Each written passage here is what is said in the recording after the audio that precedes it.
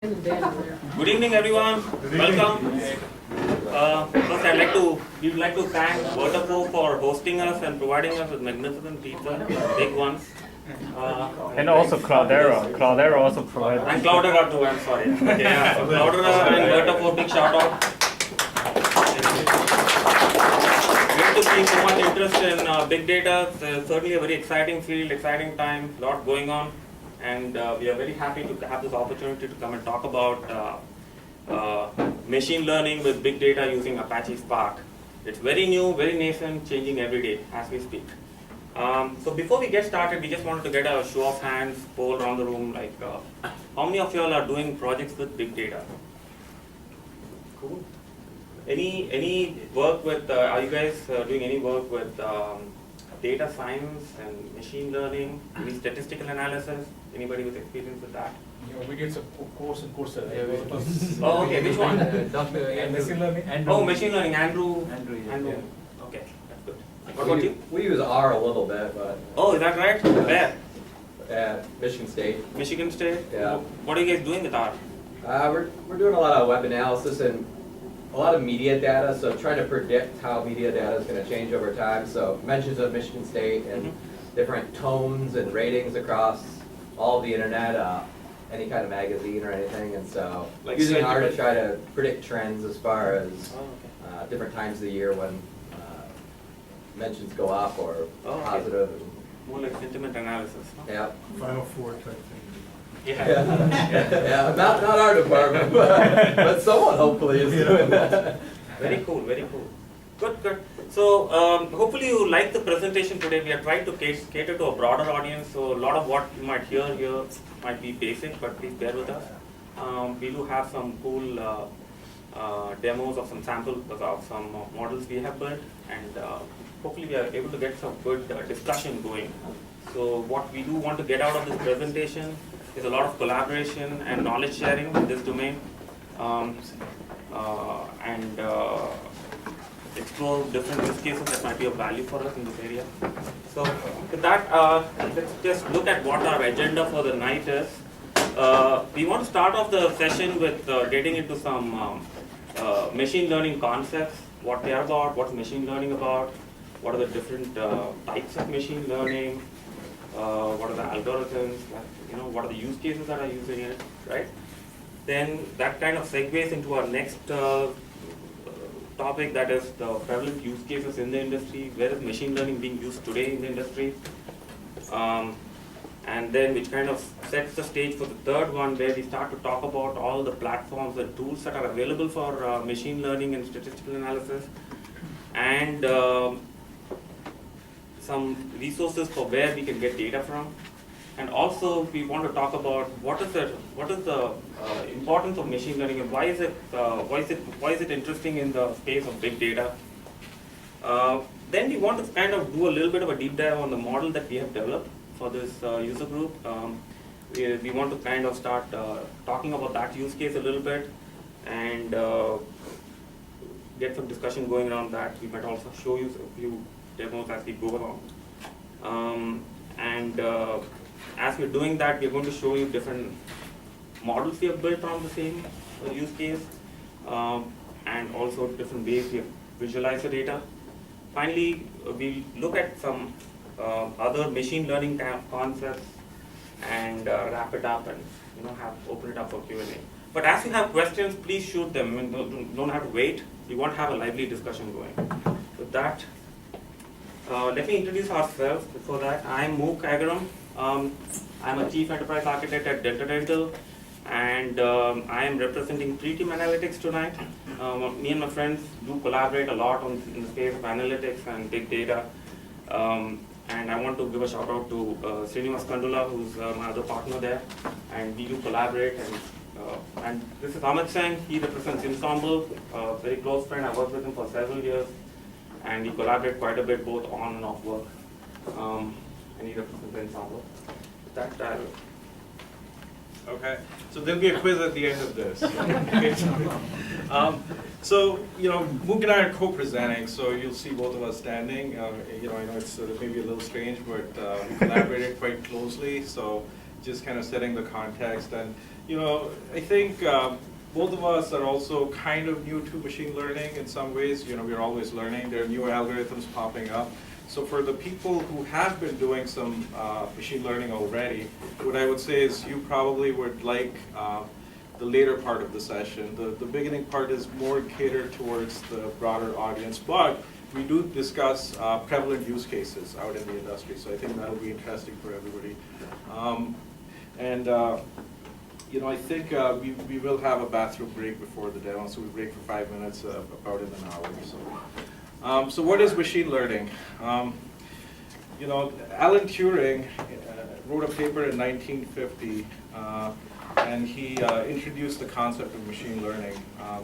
His paper was a landmark paper, and in his paper, basically he talked about, he asked the question, can machines think? And what that evolved into is actually the first computer simulation where there were 3 people, a judge, a human, and a computer, and the judge is typing up questions on a terminal. And the computer and the human would respond, and the judge had to decide, hey, is this coming from a machine or a human? And it became like a Loebner Prize. I don't know how far it went, but he came up with that cool concept back in the 50s. And then there's another gentleman, Arthur Samuels. He's the one who defined machine learning for us. So basically, machine learning is a field of study that gives computers the ability to learn without being explicitly programmed. So you're not programming a set of rules or responses for each type of question that somebody's asking. You're learning from data. So that's the key with machine learning. And there is a lot of data out there in big data, and we're all trying to find patterns that maybe we can detect, exploit to some competitive advantage, or maybe build models that help us socially. Like the model we picked for our session today is trying to predict recessions, and it's kind of detecting the business cycle as it's happening. And the reason we chose that model is typical economists who develop econometrics models around recessions, they're usually too early or they're too late. If you talk to the NBER, the National Bureau of Economic Research, they usually say, oh, the recession started like 2 quarters ago. So, using our model, we thought, it's kind of a broad-based model, impacts everybody. It helps companies plan for, some type of business contraction. A recession is basically oversupply. There's too much supply. So the supply has to go down, supply chains have to be managed. So that's the model we are going to talk about later today. So machine learning, at a broad level, is categorized in supervised learning. Supervised learning is of 2 types, regression and classification. What supervised learning is, think of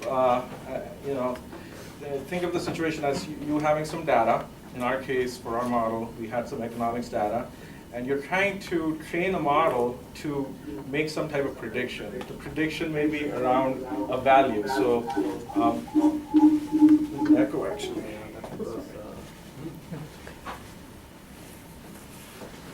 Oh, you joined? Okay. So it may be a prediction around interest rates, something that impacts us. Oil prices. Those are regression models where you're trying to predict a value. Stock prices. Those are regression-based models. The second type of model is the classification model. Classification is, hey, I have a bunch of data. I want to classify it as either spam email or non-spam email. So that's a simple classification model. Supervised learning is probably the most widely used today. Unsupervised learning involves finding hidden patterns in your data. So you have a large data set. You're trying to find patterns around, like, say you have a large data set on your customers. You want to learn about your customers. You want to segment your customers. So that's where a set of algorithms around clustering, k-means clustering, is used, and you can also use it for social network analysis. And then the new class of systems being built, and this is really the growth in the industry. So if you are doing machine learning and data science, recommender systems is really hot. A lot of companies out in Silicon Valley are building those. And recommender systems are basically making a recommendation around an item or some action to the user. So if you go on Amazon, and you make purchases, there's a recommender system saying, hey, you bought this, these are other items that you potentially may be interested in. You go on LinkedIn, you get connection requests. Hey, we recommend you connect with these people. You may know them from a previous place of work. So recommender systems is again the big area of growth for machine learning. So how many of you have gone to Amazon and shop for one thing probably which you wanted and come out and ended up 2 days later with a huge list of stuff that you bought, or within the course of that happens, right? Quite often. And how often do you guys go on LinkedIn and start connecting with people and end up, you want to connect with 1 or 2, end up connecting with 20 people, right? So these are classic recommendation engines actually behind the scenes, right? Netflix, how many times you go looking, browsing for movies and you go 10 levels deep, right? So yeah, recommendation systems is something that I think we will cover maybe in future sessions, like build a recommendation system, kind of do a code walkthrough. But let's just talk about prevalent use cases just to set the context. So spam detection, something that we all use, most likely with our email systems. That's actually a machine learning algorithm that's looking at your email. It's breaking down the text in your email, and it's also identifying the sender, multimedia content in your email, and then it's classifying it as spam or not spam. So there's a lot of intelligence built in the spam detection system, which maybe you're aware of, but I'm just giving you more detail. Voice recognition with Apple Siri. Actually, there are a set of neural networks in a field called deep learning that try to derive meaning from spoken words.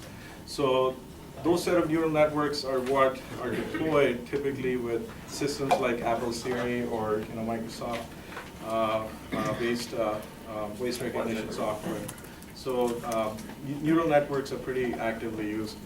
Stock trading or financial markets. I'm sure there are people here from insurance companies, but stock trading, a lot of the financial trading today is happening on algorithmic trading systems, high frequency trading systems, and these trading systems increasingly are using machine learning based techniques. So they're actually trained using machine learning. There's a algorithm called support vector machines. It's quite popular, nonlinear support vector machines. We're going to go over an algorithm called random forest as part of our model. That's also extremely popular. These algorithms are pretty good at being able to predict some type of classification. Hey, the stock is going up or down, or the price of an instrument, so regression-based models. So a lot of financial markets are using them. There's other use cases for insurance domain around value at risk calculations, VAR calculations. So value at risk typically involves a portfolio of securities. You feed it market data. You come up with, hey, what's my potential risk, 1 week out or 2 week out, and managing those risk levels is important for compliance. The Federal Reserve in the large institution cases needs that metric. So value at risk is pretty important, and it's very numerically intensive too. So in addition to looking at patterns in data, you need to do large scale computation. So you need like 500 node cluster or 1,000 node clusters. So it's pretty widely used. And I'm sure Cloudera has more customers you can talk about. Yeah. We like those big clusters. Yeah. Yeah. So most of the finance customers in Chicago, the minimum size is like 50 nodes. That's the minimum. It goes pretty high. So robotics, another huge area. So one of the fundamental use cases in robotics is locomotion, and locomotion is actually employing machine learning. It's breaking down movement into a learning algorithm, and robots are trained to learn how to walk or do a specific task. So most of the developments in robotics today involve heavy use of machine learning techniques. Medicine and healthcare. Healthcare analytics is a huge space. There's a lot of work being done around imaging in the healthcare space, being able to detect cancer lesions, breast cancers, in X-rays. And some of these are kind of complicated, even for like a radiologist or a doctor to pinpoint. So, these machine learning algorithms are, when trained correctly, they can help the doctor make better. So they're not replacing the doctors. You still need doctors. You still need human intelligence, but they're guiding them. Think of them as like triangulating. But that's a huge. So in the early days, this used to be the realm of decision support systems, or expert systems, even in certain cases. So machine learning, along with other techniques such as rule-based systems, for example, probabilistic rule-based systems, are employed quite heavily, and they've been employed since late 70s, early 80s, and probably before then. Mycin, these techniques, use cases have been around, and with machine learning making a lot of progress with the big data field coming up. Again, there's a very good use case, and again, these things are going to be used quite heavily by doctors for this use case. Yep. And genome analysis is another area that's picking up now. Basically, with the human genome being classified and big databases now being available, researchers in the field, they've started looking for patterns for like autism. Autism is an area where a lot of research is being done, so they're trying to detect the possibility of someone out there suffering from autism and then take protective measures, so to speak.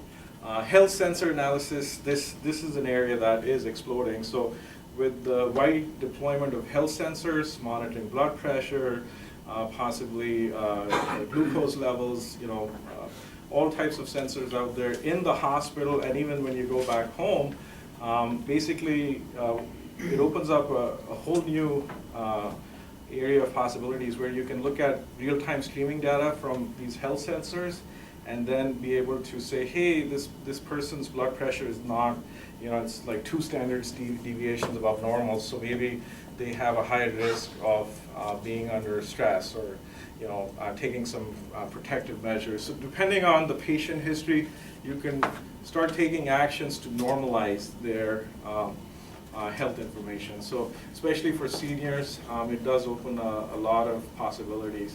Advertising, we've all been bombarded with this, and these ads are becoming more and more accurate. If you notice, the advertisements, the advertising engines, which are also machine learning algorithms, they scan your cookies, they know which sites you've been on, what products potentially you've been looking for.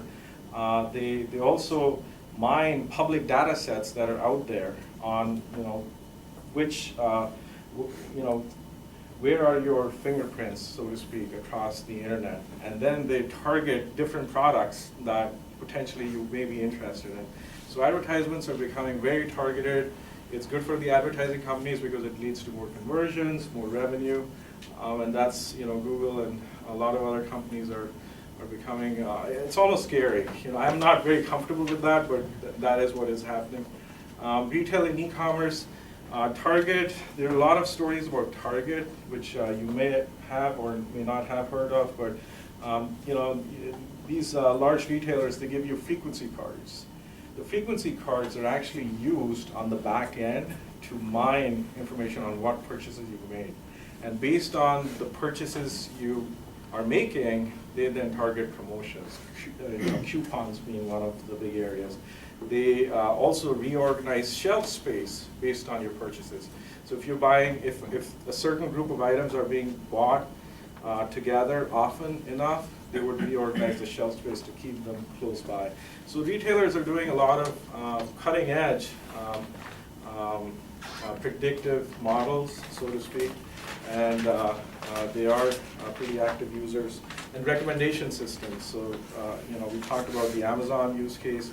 You'll see more and more recommender systems being deployed out on the websites across big companies, because that's where Silicon Valley is spending a lot of money and resources, and frankly, it just helps drive revenue growth. So companies are making active investments in that. Gaming analytics, there's a big industry out there around sports gaming. And I actually have a friend who works for one of the gaming companies out in California. And they're actually, as soon as you log into the game, they create a profile around you and what you're doing within the game. And then they try to improve the game and also upsell, different mods. There are in-app purchases, and there's all these things you can purchase to get, an extra PowerShell or, whatever. And those drive, frankly, a lot of revenue growth for them. So they are building and deploying these predictive models as part of the games and driving revenue growth. And based on the data they collect, they design the future set of games to make it more engaging and more immersive experience. Internet of Things, large-scale sensor analysis. With the Internet of Things, the idea is, these sensors that are sending out data to a back end, the cost of manufacturing them, the cost of deploying them comes down. With that cost coming down, you can actually deploy and gather a lot of data around, potentially a car. What are the metrics? What's the engine doing? What's the heating level? Different things like that. And once you have all this streaming data coming, and you've trained a model to detect a problem around the engine, maybe an overheating problem, you can send corresponding alerts. So that's an example. But transportation industry is a huge growth area. There are companies out in Australia that have deployed large-scale sensors around bridges, and then they can detect maintenance that is needed for the overall health of the bridge, and taking protective measures, so to speak. So that line, the one other thing I just want to quickly call out is that also builds a very strong use case for application of machine learning in a big data setting, because with the Internet of Things, we are going to have large amounts of data, unstructured streaming in, and the ability to be able to learn from it on a continual basis and to be able to provide pinpoint decisions. It makes for a very interesting value proposition. Yeah, and I think Lan did cover with BJ the storm, the large streaming use cases. The model we've built, it's using a technology called Apache Spark, and that is another platform that has something called Spark streaming, and supposedly it can scale to very, very high volumes of streaming data. So I think both, Storm and Spark are good streaming engines, so to speak. So if you are trying to develop a use case like that, they're worth considering in your future architecture. Otherwise, you'll have to build one. So, social network analysis, Facebook, it's a gold mine for companies out there being able to analyze, take a look at your social network, and based on where you are, who you're connected to, what your friends' preferences are around different products, recommendation systems are being built that would almost try to predict what your next purchase would be, or where you might be next. At this time, there's a strong likelihood Mook is going to be at a bar, so send this advertisement. I mean, people are building those types of systems. So, so a huge growth area. Astronomy is another example where unsupervised learning algorithms like the k-means clustering algorithm is widely used. Unsupervised learning involves finding patterns in a large data set, and astronomy data is a very large data set. So people are using these algorithms to detect like galaxy clusters and supernova explosions and all sorts of stuff. So it's another area of wide use for machine learning. So Amit, that was a quick question. No, I just wanted to tie back to ask what's the difference between unsupervised and supervised? Okay, so good question. So basically with supervised learning, right? So suppose if you want to teach, let me take a real world example. So I'm going to give two real world examples. I want to teach my son how to iron his pant. So I'm going to do it. I'm going to say, hey, this is how I take a plant that's this component. I'll do two cases. First case where the crease is around the front of that plant, and the other one is just a flat front, right? No crease, right? So I teach him how I lay it on the ironing board. I set the iron at a certain temperature and I iron it. He follows it. I take another pant, different material this time, do the same thing, show it to my set at a lower setting, right? A third pant which has no crease, again I go through it. And through the process my son learns, and then he irons it. And if he does it, if he makes some mistakes, again I show him other cases, and that's how we learn. So that is similar to what supervised learning works, right? So in a machine, you give it different data outputs, different data inputs, and what the outcome should be, which is already learned, is provided to the machine. And the machine learns from that, and based on that, it's able to predict other values or potential outcomes that it has learned. That's what supervised is. On the other end of the spectrum is unsupervised learning. So unsupervised learning is like my intern coming in, and I am supposed to supervise the intern for a 4-week internship or 8-week internship period, and I have absolutely no time. So I point the intern, I set him up with a computer, I get him hooked up with my source code system, I make him set up and download my get all the source code. I say, here's where the source code is, here's some sparse documentation, you go look at it and see whether you can come up with some pattern. And the intern is there at his desk and making furious notes, and he jots down his patterns and comes back to me a week later and say, hey, this is what I noticed, right? That's a classic case of unsupervised learning. But similarly, with computers, what you do is you've got a vast amount of data, right? You've got tons of streaming data coming in, you're throwing it. You don't even know what to look for. But what your unsupervised learning algorithm is doing is looking at that data and saying, hey, I'm going to come up with 3 or 4 different patterns that I'm going to identify out of this data, arbitrarily. You might take that unsupervised thing and say, hey, this lends a little bit more structure to what I'm thinking about the data. Bring some characters in. So that is unsupervised learning. I would also say that you use different types of algorithms. So for regression and classification, you're going to use something like hierarchical linear modeling or Bayesian classifiers. Where if you're doing clustering, you're going to do directed factor analysis, or at least or principal component analysis. So the type of math you use for the different types of learning is substantially different. Correct. Yeah. So at the heart of it, there's a lot of math and statistical background and grounding which goes into all of this. Another quick example is if say you have a lot of sales data, you're a retailer, you feed it to the clustering unsupervised learning algorithms. It may categorize your data based on age demographics. So young people tend to buy, I don't know, more beer. Middle-aged people buy more diapers. So so you'll find those patterns, and we will go over the algorithms later. So one other quick use case I wanted to add, which is not on this slide. Oh, Can you mix and match those? absolutely, towards a certain end. At the end of it, you're trying to get certain guidances and certain decisions, right? So think about it this way. Initially, you have a vast amount of data, right? Now you don't know what to make out of this data, how you're going to even start training your machine. So you want to look for some patterns. That's the case where you use unsupervised. Once you have come up with that, you would take those insights that you gained, probably structure your data more, scrub it, transform it, and then say, hey, in this set of data, I'm going to apply these set of techniques to predict a specific thing. So you could kind of collaborate to a larger cost. Yeah. Do you use a structured process? Let's say you're looking for fraud detection. Yes, okay, so that's very good. And in fact, that was what I was going to say. You have some use cases where you got cases where you detected fraud. Correct. And then you use that for your structured data. Could you Yes. then throw in additional data and use unstructured models to try to map the additional data? If you're looking for brand new cases, because fraud detection is a classic case, and that's where I was going to hit. With insurance companies, 2 emergent use cases there is fraud detection and rework opportunities, right? With an insurance company, the biggest problem that we are all trying to solve is how do you minimize claim utilization, right? Because that's how you make money, right? Your customers pay you premium, and if you're a risk-based business, the lesser amount you pay on claims is how you would maximize your profits, right? To that end, fraudulent behavior or abuse behavior goes against it. So you want to kind of capture all of it.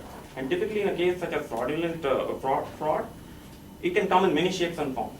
Especially when you have multiple stakeholders, there can be collusion between them. So that's a case where if you're getting a large amount of data, you might use unsupervised to just learn some patterns. You might use specific you might use specific supervised techniques to target a certain population base, certain amount of data to predict other cases, to get a uniform repeatability and accurate heuristics on that. So it's really you deciding when to use what to what use case. And I think recommender systems combine both of them. So we will cover it a little bit towards the end. But think of unsupervised as, hey, I don't know any pattern. It's a large data set. So unsupervised is usually the first thing you use to get an understanding of your customers or your data set. So they're pretty widely used. Any other use cases? This is what I wanted to hit it close to home because I know Vertipore deals with insurance products, and I know I work at Delta, which is an insurance company, so I know a lot more companies, but people here to date have similar use cases to data utilization, so So it's Singh, anything on the network security? I think this seems to be a very good thing for network Yes. security, right? Network security is another big use case. I mean, the list is unending, really. If you think about it, it's quite huge. Network security is another thing. Vulnerabilities and ways to hack into a system, they grow every day. If people find new vulnerabilities, and having a system learning about different vulnerability patterns and different loopholes is really helpful, in a large ecosystem.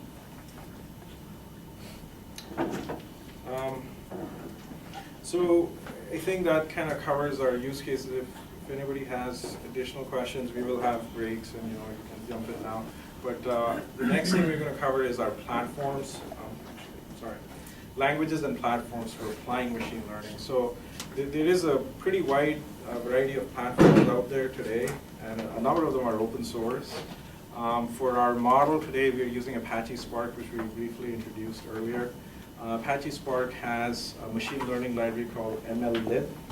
It is under very active development. It is very well suited for large scale data sets. So the MSU data set, if it's a large data set and you guys are having challenges being able to ingest it, definitely look at Apache Spark. We are pretty excited about it, and another big plus of Apache Spark is you can write your models in Java, Scala, or Python. So each language has its own set of unique advantages, and we will go over some of that today. I think we're going to demo a Python version of our model and also a Scala, not Java, sorry. But Java is there too. It's just a little more verbose. So, I think most people know Java. So most people know Java. Yeah. Apache Mahout is another machine learning library, part of the Hadoop ecosystem. It's more known through the Hadoop ecosystem. But they do have some sophisticated recommendation engines that they have built, and it is available for use. So if you're interested in recommendation systems, recommender systems, something to look at. Spark also has them, but I think Mahout has been there longer, so they have a head start. Python libraries are very, very rich for machine learning. So scikit-learn is a library that Google helped start up, and there's another person, I forget the name, but it's used pretty widely in the science community. And I would say among algorithm types, the scikit-learn supports the most types of machine learning algorithms, more than Spark or Mahout. But that doesn't mean you'll get the best model. There are a lot of one-off algorithms for some corner cases. If you're trying to build a simple model, like in our case, I think it was a simpler model, just 4 features, 1 output feature, I guess 1 output classifier. The mainstream algorithms are more than enough. Python also has PyML, PyBrain, Matplotlib for visualization. And also pandas. Yeah, NumPy, pandas, but you want to talk about Matplotlib? So Matplotlib, it's a very touching story actually. During the course of this, looking for good visualization tools, and I stumbled upon Matplotlib for Python.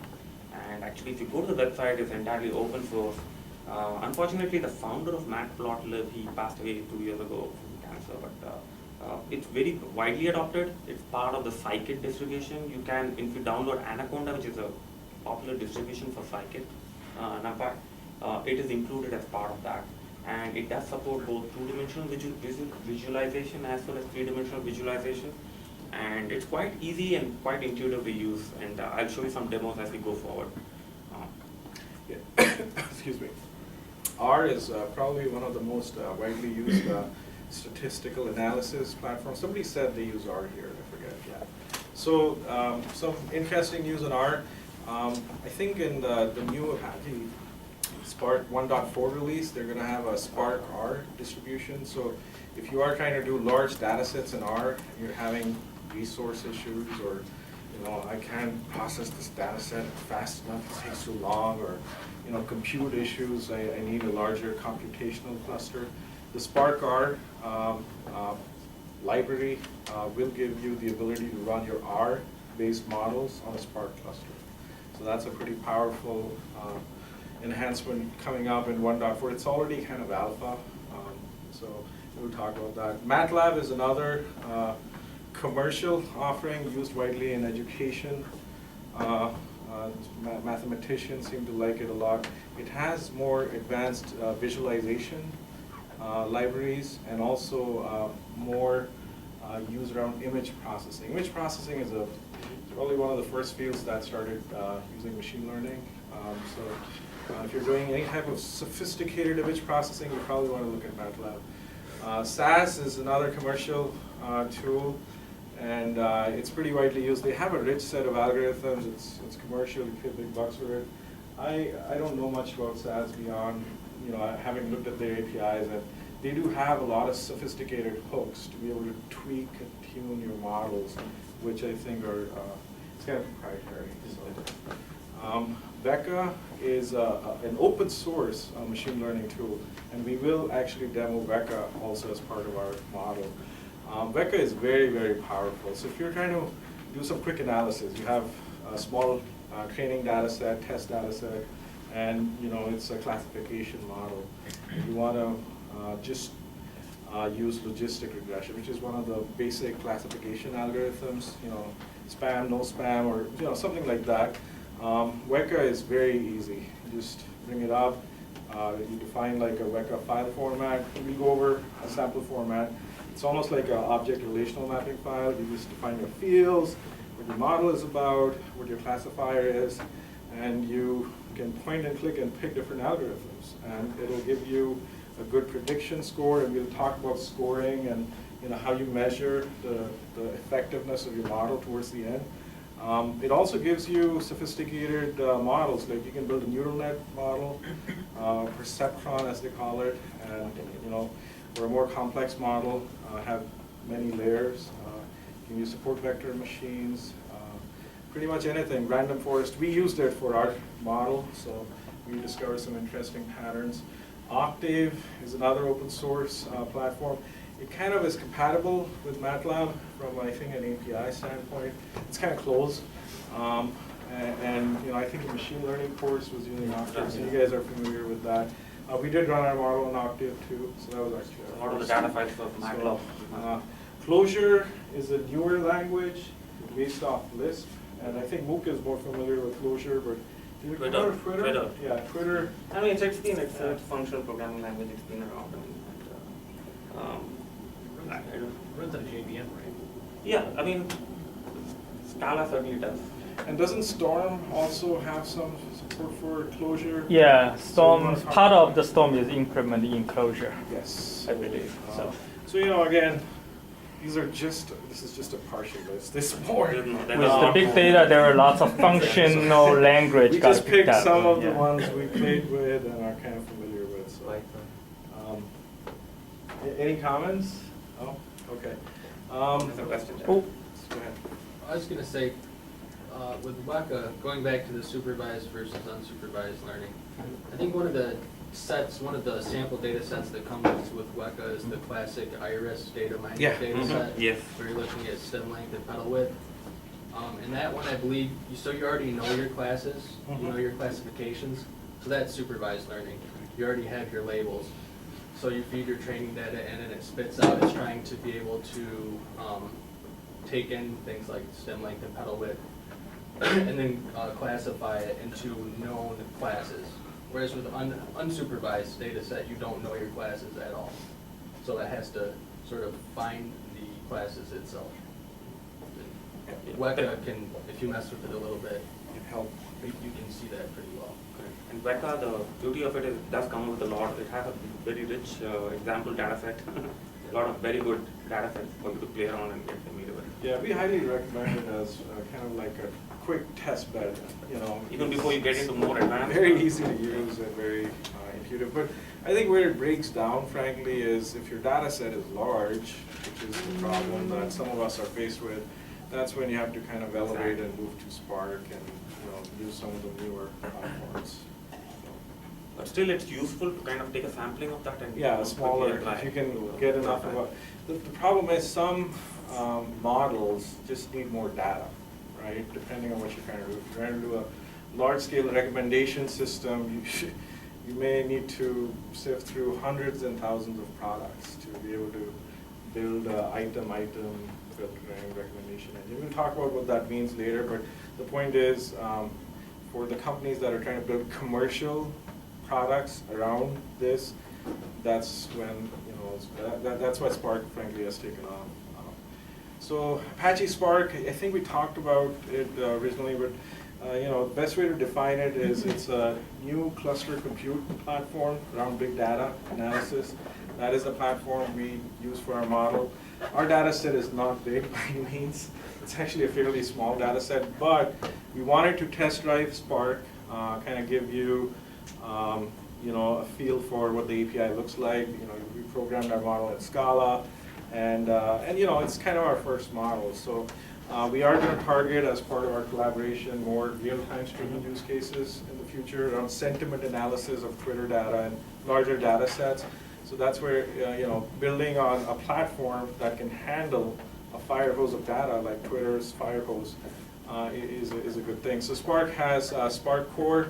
You know, one of the fundamental concepts in Spark is, and you come across this as you read about Spark, is something called RDDs, resilient distributed data sets. It's like the basic unit of storing data in Apache Spark, and what they've implemented, you know, how Spark started is they've implemented a more efficient algorithm to be able to process large data sets in memory through a sophisticated caching mechanism. So the key differentiator for Spark over other big data platforms is they try caching and using the memory more efficiently for your big data storage and also your compute. So what ends up happening is other frameworks that are built on Spark Core, like Spark SQL, Spark Streaming, MLlib, GraphX, they tend to outperform a lot of other vendors that have similar platforms, especially around big data. So Spark SQL, you know, it is a SQL-like language, and the net result that you get with Spark SQL is if you have a large set of tables, big data tables, and you are accessing those tables as RDDs, because of that efficient data structure that's built into Spark, your SQL would be much faster. And it is compatible with Hive and Pig and all these other acronyms around in the Hadoop ecosystem. So if you have existing Hive queries and Pig queries, it's supposed to be pretty portable, you know, onto using Spark SQL. So that is a big advantage. So quick point around that is, so Apache Spark has introduced this notion of, I mean, they have now introduced data frames, which is already there in Python pandas. So what a data frame is really is, it's a notion of a table in unstructured data. So you can think of a data or visualize the data in a tabular format, right, with columns. And so it lends itself for SQL-ish kind of querying, which. So like a customer table with customer fields, like name, address, you know, so you can access the customer as a data frame, and then you can say, you know, say your variable is df, you can say df, get me first name, df, you know, age. So it's kind of a nice, easy to use construct, and they borrowed that idea from Python, actually. Python scikit-learn uses it quite extensively. So the long story short is, Spark is probably one of the more active Apache projects out there. There's a lot of traction. For future budding data scientists, it's probably a good platform to kind of learn and, you know, put your hat on. It is under active development, which means that you know, documentation is being improved and things like that. But if you become part of the community, you will get a lot of help. And there are there's a lot of active committers in for that project. Spark streaming, we talked about it briefly. Basically, if you have a large stream, Twitter fire hose, streaming financial data, whatever else it may be, what Spark streaming does is it breaks down the stream into smaller RDDs and micro batches them, so it can process very large streams pretty efficiently. They've done some benchmarks, and I think just like Storm, it can scale up pretty fast. Storm, I think, is probably most widely used because it predates Spark. So Spark streaming is newer, more kind of the new kid on the block. But Storm by far is used more widely. When you look at the customer list, MLlib is going to be our primary focus, the machine learning library, and because of this notion of the RDD and being when you do the math behind machine learning algorithms, you'll soon realize there's a lot of vector and matrix manipulation going on, a lot of operations, mathematical, numerically intensive mathematical operations going on, large matrices, large vectors, and because of this RDD concept behind the scenes, those operations for machine learning just perform better on Spark. So this is where it starts shining compared to other platforms. So one other point I just wanted to add about Spark. Spark itself was developed using Scala. Scala is an object-oriented functional programming language. Really, it is statically typed. One of the things about functional programming languages, intrinsically they are well suited for mathematical operations. They're very mathematically precise and lend themselves. A lot of the functions that you write are basically they lend themselves to parallel processing with Agaram framework, right? So if you really think about Spark, and every one of the components is built on top of it, it is natively built for parallel processing at large scale. And that's when you look at machine learning libraries, and if you're looking at RDDs, because of the RDD nature, a lot of the deep crunching can be done in a parallel fashion. The final framework we'll talk about quickly is GraphX, and when you're doing go ahead, sorry. What input formats does the Spark streaming support? They support Kafka. They have a huge list actually. So if you know of Kafka, I think Kinesis, there's a new one, AWS Kinesis. They have that. And I don't know, Lan, do you know other streaming input sources for Spark streaming? No, streaming is, it can be, the format is, because this is big data, right? So it can be unstructured data. It can be a log file. You kind of ingested each line, coming in. Could be a Twitter streaming, which is your Twitter post, which is in JSON format for each, Twitter update. There is no. For example, could it take like a syslog feed, or would I have to have an intermediate step? Right. I mean, for syslog, there are multiple ways of ingesting to, either Spark or Hadoop. You can ingest it together and do batch processing, which is, in this case, where you will use Spark core to kind of like read the file. You can read the file from local if it's small, or you can read it from HDFS. Spark can generate RDD based on both. And also, if you want to use streaming, then it will be a real time. It will monitor each line, every log entry coming in. It will just ingest right away and process right away. Well, but in Spark streaming, actually, what Amit earlier talked about is a little bit different. It do something called micro batching. So for example, it's like 100 millisecond or 200 millisecond. It will kind of like batch it. So it will still kind of like a batch processing, but it's not like ingest everything and do the batch. It will ingest a small portion of the entry and then do batch on top of it. So that's you can do all this, or mix them together. It's up to you. Yeah, and the thing I realized is a lot of documentation is actually incomplete. It's being updated, and there's 2 books coming out on Spark by a guy called Chris Fregley. And he seems to, the Spark guys who are mostly at a company called Databricks, they seem to have the most knowledge of what they've built. And so I think for seeing if there's a streaming component, RDD, whatever, for your syslogs, you have to kind of dig in and do some R&D work. I mean, we can kind of guess, but even the API, a lot of them, as you see, if you scroll through the API documentation of Spark, a lot of them are experimental. Yeah. So which means there's no guarantee that will be there in the next release. So it is still very much under active development. Yeah. It is still growing. In fact, areas like machine learning libraries, you see between version 2 and 3, they introduce like multi-class, logistic regression. So it's growing. So GraphX is another framework that's pretty cool.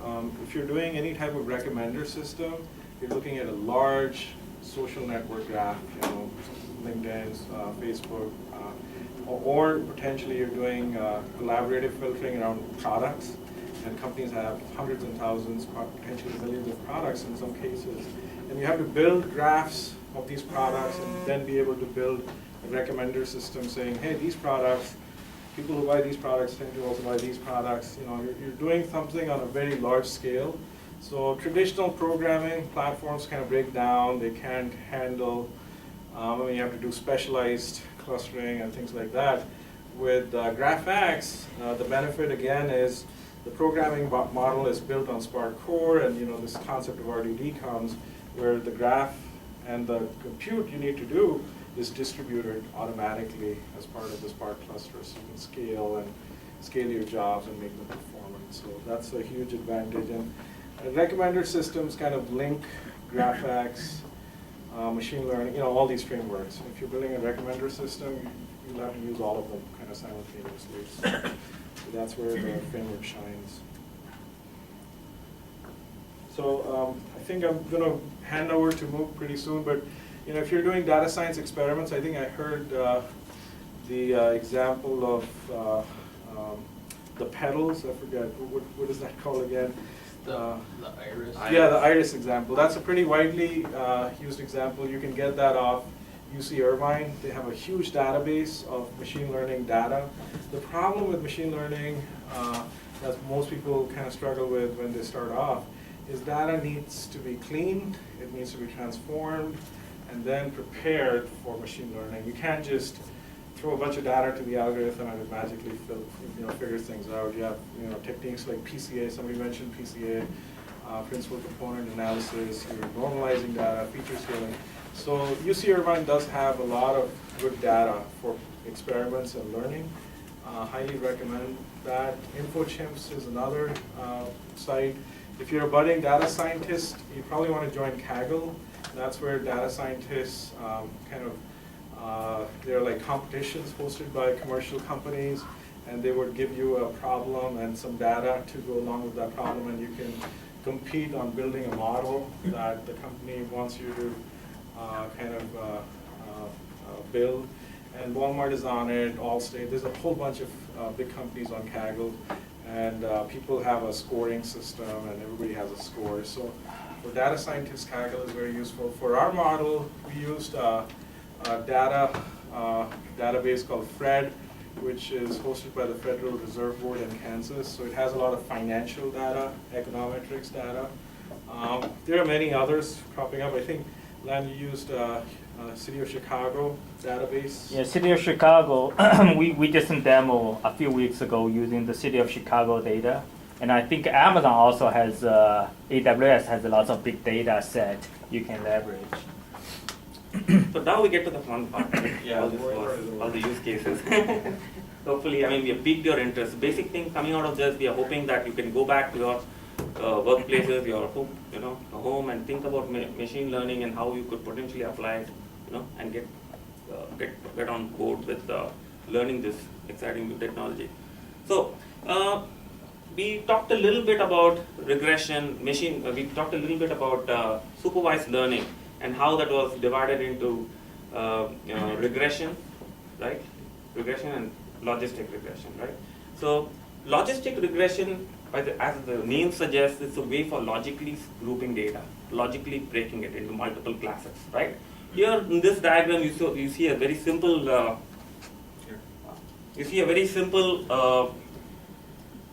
simple plot, right? And the dark blue circles, you've got some dark blue circles there and some crosses there. So what it shows is, say suppose a student takes part in 2 exams, right? Exam 1 and exam 2. The dots represent the event that the student is selected in a particular program, and the crosses are the student not getting selected in a particular program. So based on this learning, if you go to train a machine based on scores from exam 1 and exam 2, we should be able to linearly separate out these 2 things, 2 sets, and the machine should be able to predict based on the exam scores whether the student is likely to get into the program or not, right? And as you can see, this line it's a very simple linear regression, linear logistic regression where there's a straight line dividing both the data, right? But life is not all that simple every time, right? So it does get complex, and this is an example where you can't draw a straight line and expect to divide the data, right?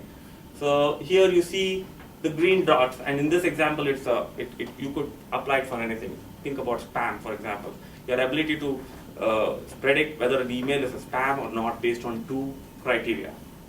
How you normalized it, right?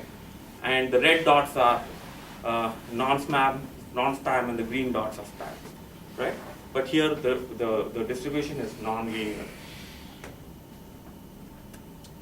But life gets progressively more complex. Sometimes you want to predict more than 2 things, right? So, for example, you wanted to, here in this example, you wanted to predict 3 types of cancer, type A, which is super aggressive, type B, which can be treated through hormone therapy, and type C, which is can be done with some low chemotherapy, right? The 3 types of cancer. You could use, and based on two features, you could kind of separate the 3 different classifications and predict which type of cancer it is. So that's the example of what's called multi-class classification. So typically, when you're training a machine learning, what is the process that you follow, right? So this one, when you're in the throes of trying to design a good model to predict, the first thing you have to do is trying to identify your data, collecting your data. In many senses, it's like interviewing candidates for a job. You've got, say, 5 jobs, 5 positions. You're trying to introducing a pool of candidates, interviewing a pool of candidates and trying to shortlist a few. What do you look for? You look for fit, whether the candidate will fit in your organization, whether the candidate is equipped enough to handle the job. Similar thing with machine learning. When you look at data, you've got to look whether the data has any affinity to what you're trying to predict, right? So you need to be able to identify that these are potential plausible inputs that could help your machine learning algorithm. Second thing, once you have done it, the data has potential, but it has to be polished, like a diamond in the rough, right? It has to be cut and smooth. So that's when a human analyst looks at it, looks at what aspect of it that they need to do, okay? And here they need to kind of transform and curate it. Curate is a process of cleaning your data. So that's when there are 2 major things that can happen. One is data scaling, feature scaling, and the other is feature normalization. Feature scaling is just what you learned in high school, right? So when you have, say, yield of crops, which is in millions of tons, megatons, right? And years, which goes or number of months, which goes in units, right? You want to probably, when you're plotting that, you want to kind of scale it down, right? You say that 100,000 tons is 1 tick, 1 unit. So it's basically scaling it, just like what you do in coordinate geometry. Normalization, on the other hand, what it does is it looks at a spread of data, right? You could have large variance. In one case, you could have 100,000 tons. In another case, you could have 1,000 tons, right? But how do you get them all in one graph? So in normalization, what you do is you look at the spread of your data and try and get them into one manageable narrow spread, so you can plot and analyze it.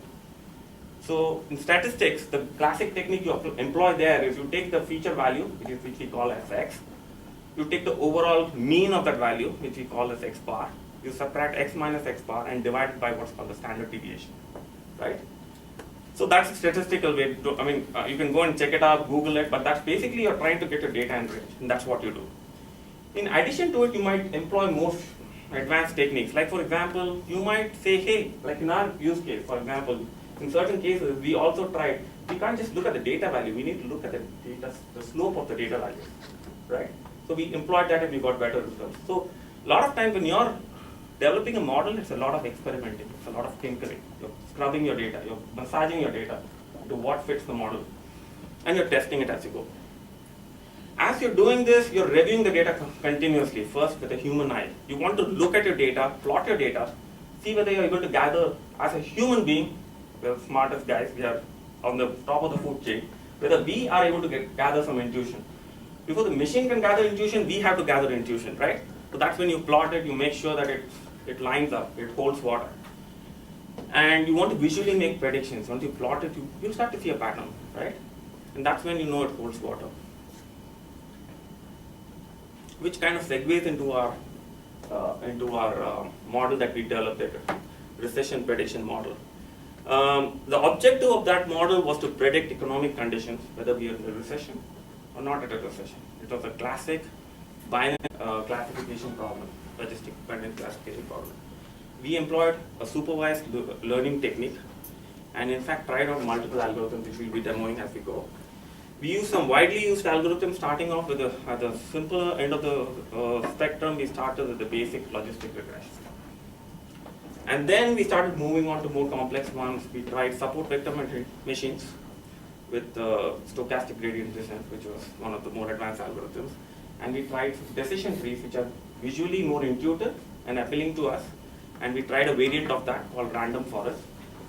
And random forest, as we go ahead, we'll kind of explain it. It's a variant of decision trees where it is taking several decision trees and having some kind of voting mechanism and picking the best decision tree that predicts it.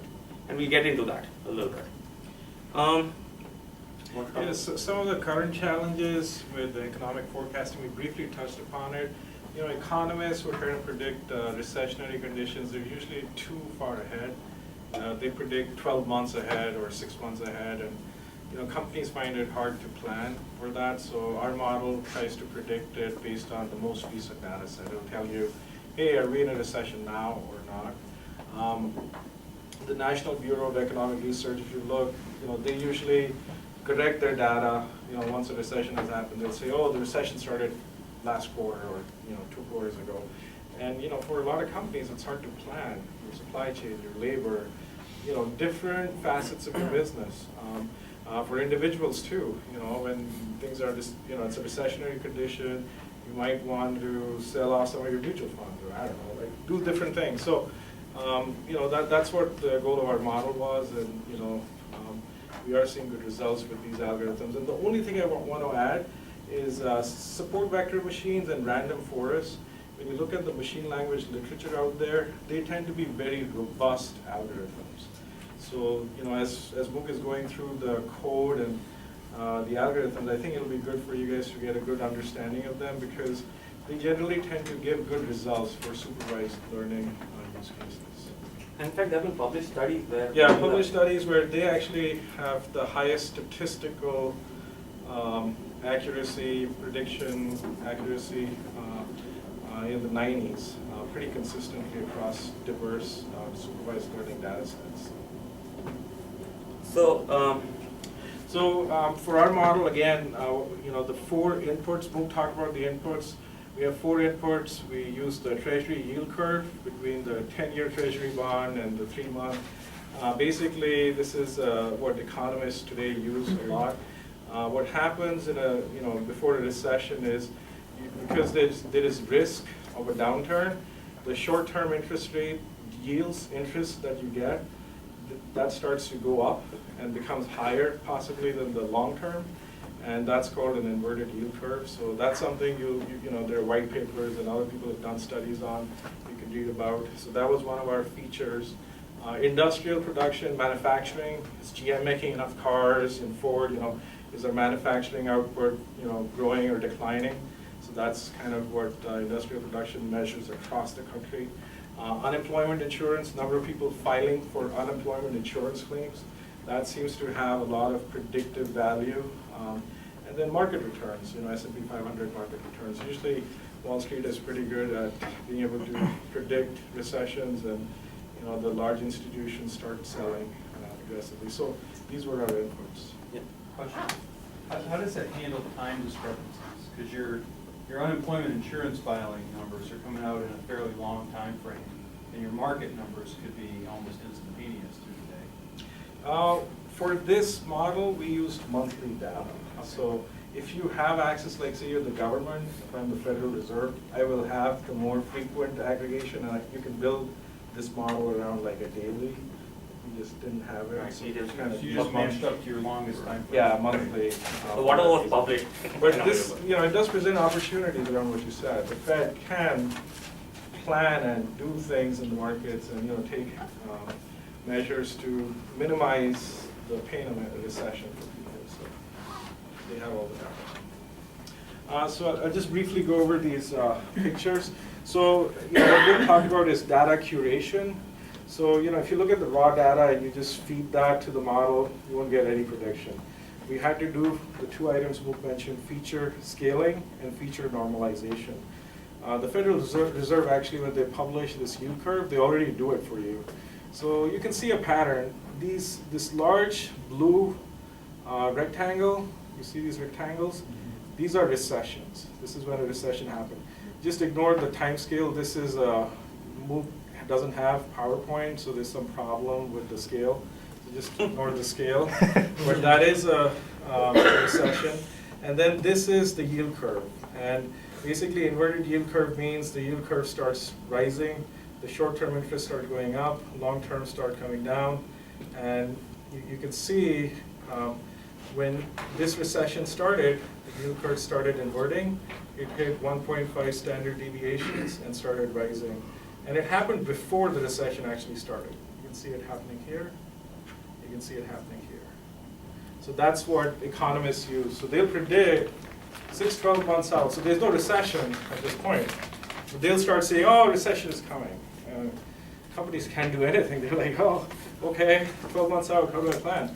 So that's what our model focuses on. Are we in a recession now? Don't tell me 12 months ahead. So that's the yield curve. This is industrial production. Hey, is industrial production declining? Again, it's curated data. So you can see there is a decline in industrial production around the recession time frame. Here it happened a little bit after. Here it started happening before. Here it started happening right around the time. So this type of visual verification is important for any type of machine learning. Typically, there are unsupervised learning use cases where there's no visual pattern, but for supervised learning, you need to vet your data this way visually. So one point I wanted to add. No, you can do the next one. In all those two previous graphs you saw a big step function going up and down. That's your actual prediction or actual value that you're trying to predict, which goes between a yes or a no. Because here, in this use case, we're trying to predict whether there has been a recession, yes, or not a recession, no. Yes being represented by the value 1, and there's no recession being predicted by the value 0. So that's why you see those values going up and down. Makes sense. So unemployment insurance, another metric, so you can see around this time frame, people started filing for unemployment insurance. Companies did start laying off. Here they started doing earlier. Here right about the same time. So that's another leading indicator. And then this is the market returns. Again, you don't see 2080 or whatever. It's all normalized and scaled. So feature scaling and normalization as we deployed. But you can see this is maybe not the best. There is a dip here, but there was no recession. There's another dip here, no recession. But around this one, there is a recession. Around this big dip, there is a recession. Around this big dip, there is a recession. So does that make sense? Questions? So the recession is when they announced or they predicted? No, this is actual data. So this is what that was what it was at that point in was. time. So looking back, yes. that's what it is. So which this would be the training data set? This is the training. Yeah. So exactly. a part of it. So again, Exactly. recessions don't happen every day. So what we do in our model, and we'll talk about it. But I thought you said they can't tell you if we are in recession right now. Yes. But they can tell me 3 months later that we were in recession. Yes. Yeah, because that's becomes general public knowledge. So this is kind of, this is observed post fact. this is observed, but right now within the confines of this use case, what we're trying to learn is looking at the past history, the data that we have to train our machine, and use that data to hopefully make it Yes. right. So this is what we're training our model on. So following up with that, so when you say we're in a recession, is that based on like this quarter we were in a recession, or like a monthly? Because your other data is monthly, right? So Yes, so once we train the model and we deploy it, we feed it with new data, new unemployment, new variables, and then it'll do a output. No, there's no recession, you're good, or there is a recession going on at this point. well, I think my question is more about your training data, like for like the step functions, right? Mm-hmm. Is that defined by a quarter that it was in a recession? No, or- month. That's Okay. right. Our unit Everything for this is was a month. month. Everything was for a Everything month. is Everything. month. No quarter. Okay. You said it's leading indicator, so I'm assuming your explanatory variables are lagging to the announcement. Now, you're not trying to tell me what's today's indicator and whether we are in recession. Or is it that, okay, I have this month's data and I'm going to predict whether you're going to have a recession 3 months Yeah, later? this is not that's a regression type model Right. where you're trying to predict, yeah, recession will happen 3 months out, or, this time series What- analysis. Yeah. So our model is not doing that. You can build such a model Right. too, where you can take the data and say, oh, there's a likelihood of a recession 6 months out. But that's, economists are already doing that today with their kind of macro analysis, looking at the yield curve. So we said, you know what, that's fine. So you're predicting contemporary. Yeah, it's Correct. called, there's Based on actually, these. yeah. There's actually a term for this, we found through some white papers, they call it nowcasting. Tell me what's happening now, don't tell me what's gonna happen, 12 months, so I can plan accordingly. Okay, so we talked about visualization, we looked at some of the graphs. Now I want to get down and show some of the, I wanted to kind of show some of the tooling. We talked about matplotlib, so what I'm going to do now is kind of get us into a demo mode and show us how matplotlib works. So here I'm in this demo. First, I'm going to run it, and then we can look at the code. Spark Summit.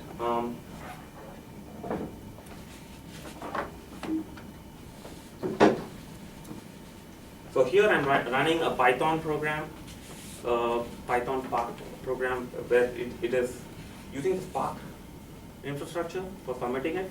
But then after that, the end of it, once it's analyzed it, I'm running once it's loaded the RDD, I'm running it through matplotlib.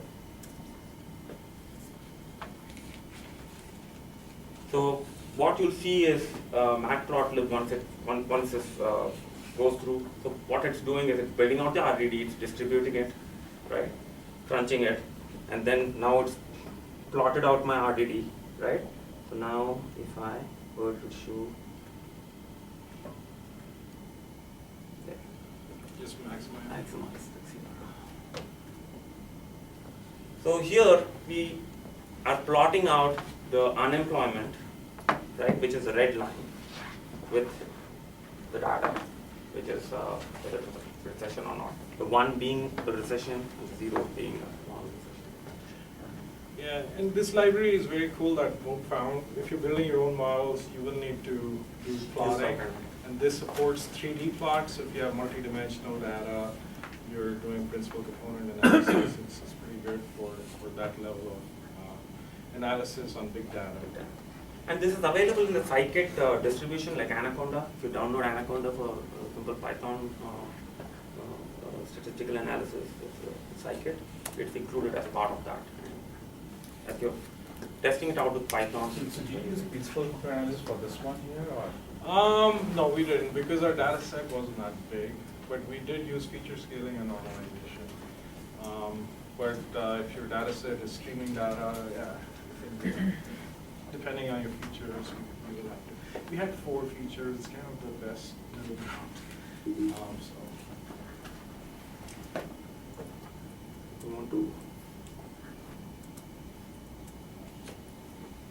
So I just want to. training data. How many? It starts, the Federal Reserve starts giving yield curve data on Fred since 1982. So it's 1982. Monthly to that year. So I just wanted to quickly take you through this sealing parts of this code. Here we're establishing a Spark context, which is like the context to tell Spark that this is how I'll be running my program. In this case, I'm running it on a local machine. So, and then once I do that, it loads up a RDD, and then I'm using a function, an API on the RDD to split it up into my training and test set. And then I'm taking my training set, and then I'm running a simple lambda function which will take it and split whatever, it's a comma separated file. So I'm splitting the values from the comma for plotting purposes. And once I get that, all I do is then I'm using something called as list comprehension in Python. How many people are familiar with Python here? Okay, kind of, right? So if you look at these common languages, these functional, object-oriented functional languages like Scala, Python, I bet R too to a certain extent, I'm not so familiar with R. But what they support are two very powerful features, or powerful characteristics of features. One is lambda expressions, which is now available in Java too. It allows you to mathematically express a piece of logic, right? Mathematically, as in, I'm saying here, I've got a line of data, right? As a function of that data, I want you to return me an array, right? A list. I want you to return me a list, right? And that list is basically constituted of all floats, right? Because all my data is floats. And once I get that, in here, the last two pieces of data, what I'm doing here is, I'm saying for each one, I'm getting the one, I'm picking up the second element and the fourth element. I'm plotting those. Because the second element was the unemployment insurance, and my fourth element was the actual value, whether it was recession or not. It's a very simple program. And as you can see, once I get that, I initialize my matplot a little bit, just 3 lines of code. As you can see how powerful it is. Very simply, I'm able to plot it. So it's really cool. Okay, get back to my presentation.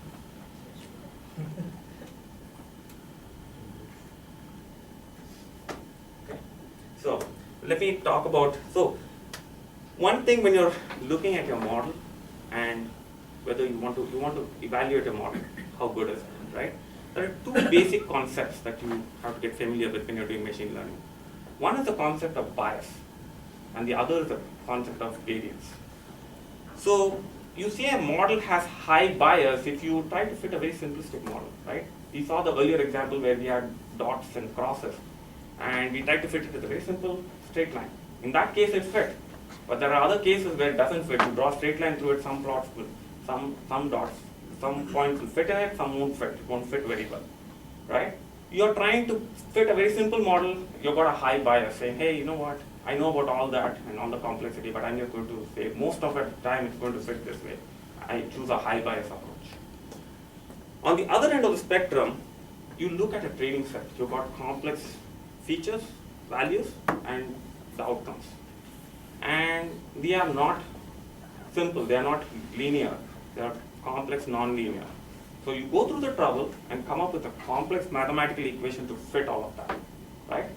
So at that end of the spectrum, all of your training data fit very well on your curve. Your curve could be something really, really complex. It could be a surface, it could be multidimensional, right? It all fits very well. But guess what? It fits your training data very well, but how good does it do when you predict values? It might not do so well. So what they say is that the ideal sweet spot is somewhere in the middle, right? So if you have a high bias, your model errors, your number of errors is high.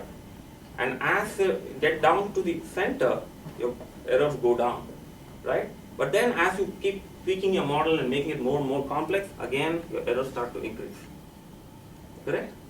So, what Mug is trying to say, I'll just give you the simple explanation. You know, like if you think about our model, we're trying to predict recession. Say you had to build that model. You know, you may start off with looking at hundreds of features. You know, I don't know, interest rates, oil, like I don't know, lots of features, right? You would think, oh, that's how I'm going to predict recession. Oil prices are too high or too, whatever. But what you realize as you do modeling is actually that's not entirely accurate. You know, you need to find a model that is not too complex and not too simple. So bias is when your model is too simple. You just have one variable, one input. You're trying to make a prediction. It's too simple. It doesn't predict accurately.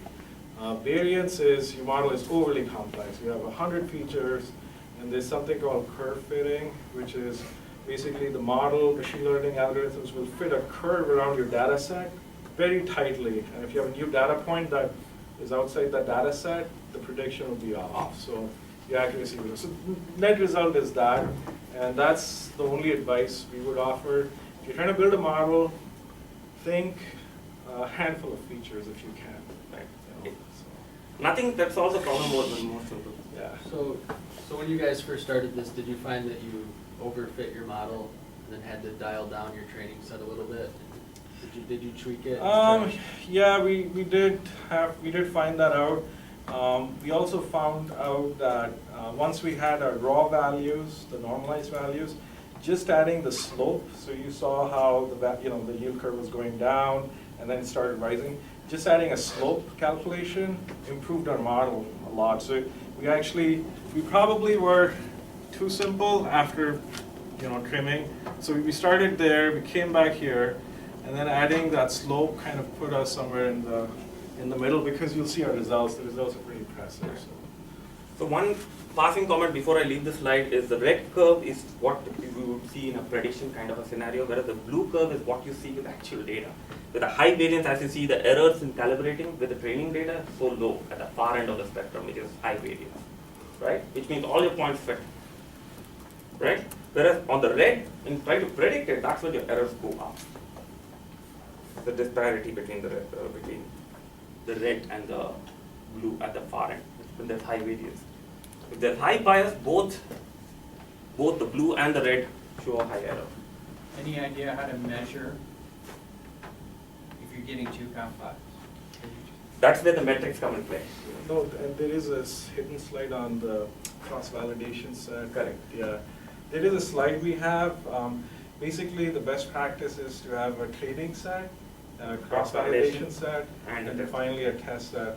So the cross-validation errors will go down as you reach the optimal zone, and then they'll go back up. So that's your cross-validation results is a good way of finding That's the next slide.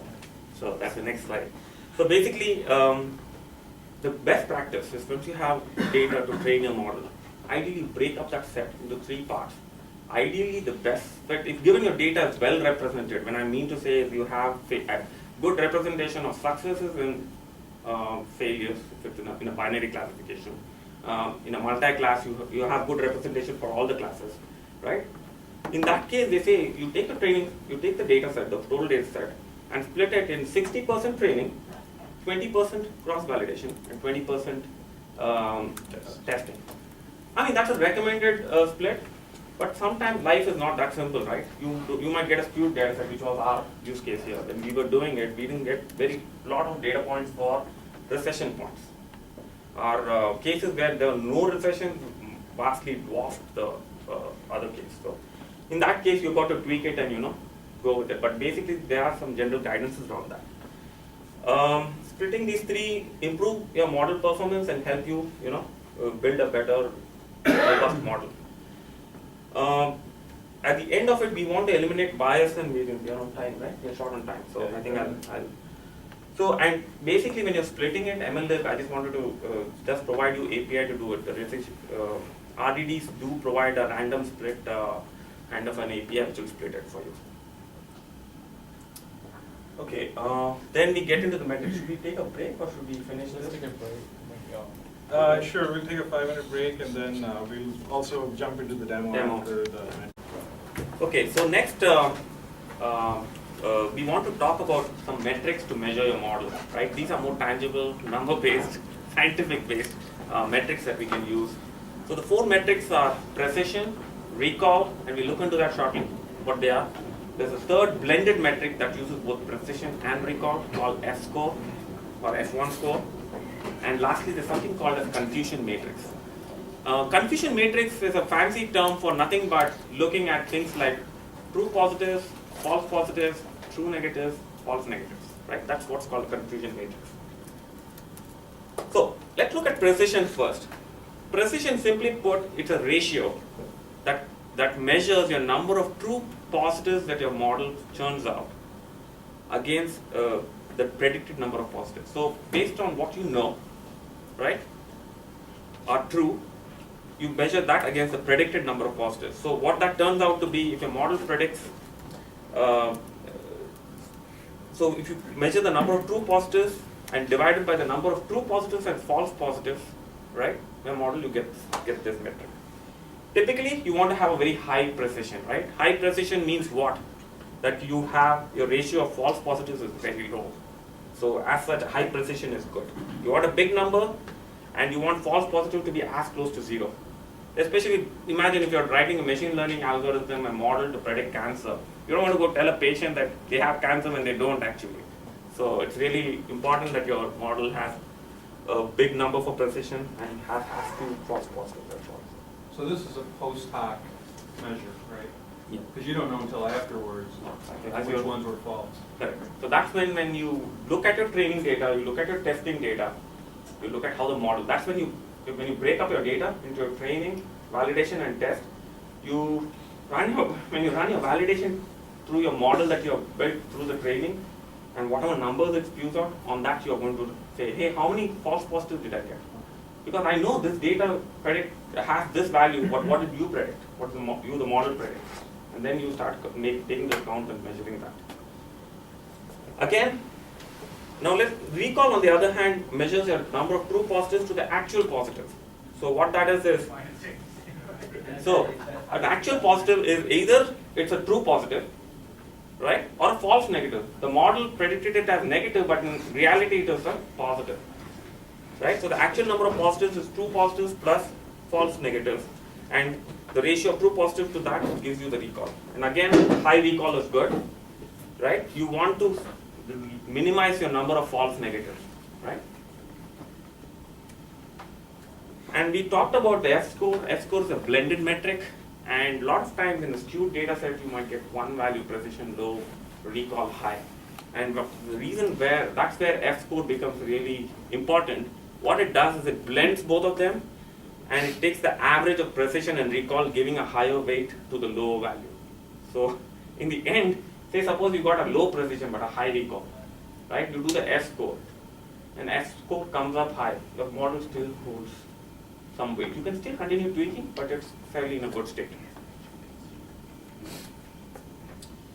Okay, so here's where I'm now going to jump back into demo mode, and I'm going to look at, I'm going to start looking at the logistic regression. So So while Mook is doing this, just to recap, logistic regression is the most widely used classification algorithm out there. It's for binary classification. In our case, we are in a recession or we are not.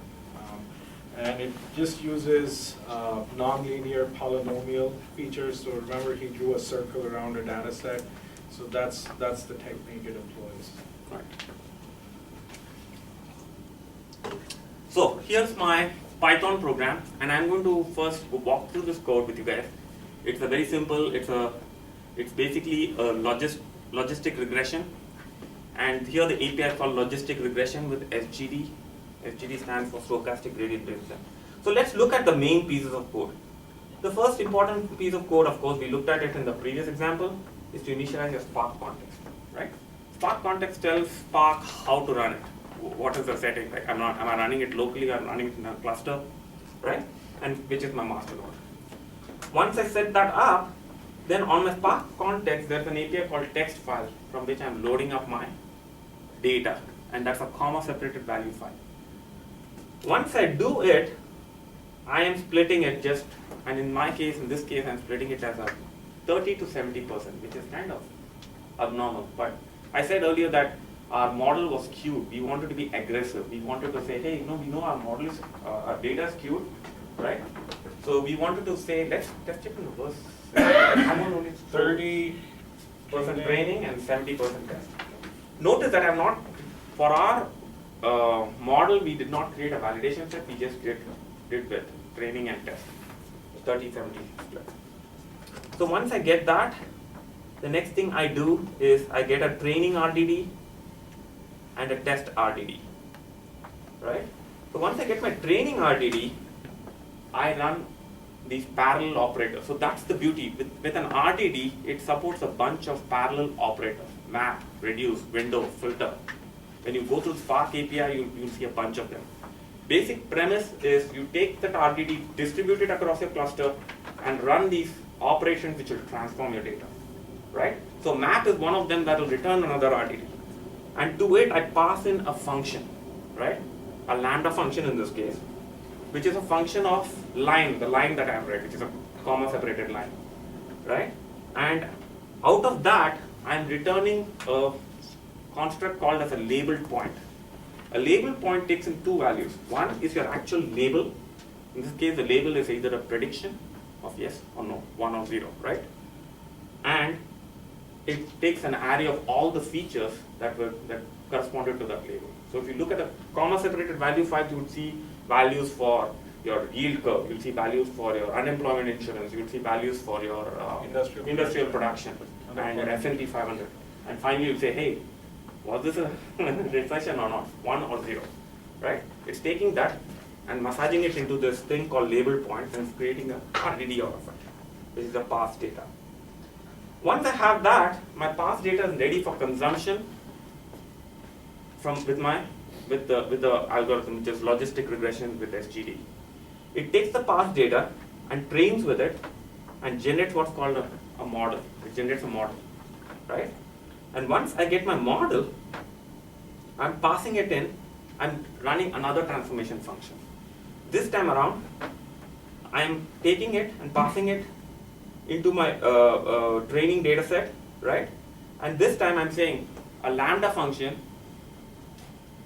of the label point, right? And from the label point, I am passing in the label and what I predict of that label using my model. From the point, I am extracting the features, all the features, the 4 features, remember? So my yield curve, my unemployment insurance, my industrial production, and S&P 500. And once I do that, I get another RDD, and this is called labels and predictions. It's got my label, and what's the prediction? Okay. Now I'm ready to measure whether what I got out of my training. How was my training, right? I measure my training error, and this again passes yet another parallel operator called filter on labels and prediction. And here I'm passing a lambda of 2 variables, right? One is your value and the other is a prediction. And my value does not match prediction, count all those instances and divide it by the total number of values or rows in my records in my past data. Training accuracy, on the other hand, where your value matches your prediction, it's accurate, right? So we're measuring both of those, and then I'm printing out what they are. Now that I've got it, now I'm going to test it with my test data set that I split initially. And here's where I generate another training error variable where I'm doing the same thing that I did with my train data set. And then I'm generating my confusion matrix here. Check out. So in here, the count of true positives is basically filtering out all values where value matches prediction, and the value and prediction are both 1, which means it is a recession. So that's a true positive. True negative, on the other hand, the value matches prediction, and the value and prediction are both 0. I mean, I could have done it with just 1, but just for explicitness, I've written it this way, right? I'm counting those. Similarly, false positive, value does not match prediction, right? The value is 0, we predicted, the value is actually 0, we predicted as positive. That's a false positive, right? And false negative the other way around. Once I have that, I can then calculate my precision, my recall, my F-score, and I print that out. Right? So that in a nutshell is what is happening here. And then training accuracy is basically out of my set, I'm counting where value is prediction and I'm matching it to my total data set. That's just giving my accuracy percentage. That's in essence how a simple model looks. There's a training loop, there's a testing loop, right? And these are the things that you're gathering, right? In real life, you would be doing other things like, oops, I'm so used to VI, I'm doing colon. Sorry. Okay, so next, what I wanted to show you guys was, so we've seen what a training loop and testing loop is. Now let me take you through, that was Python, right? Now I'll show you something in Scala. Remember I told you guys earlier that between Python and Scala, they have some common characteristics. One was the whole notion of lambda expressions, the functional succinctness that you have by passing lambda expression. Second was the whole notion of list comprehension. You see the same things in Scala. Except that Python is a dynamically typed language, Scala is a statically typed language. And of course Spark is written in Scala. So let me show you.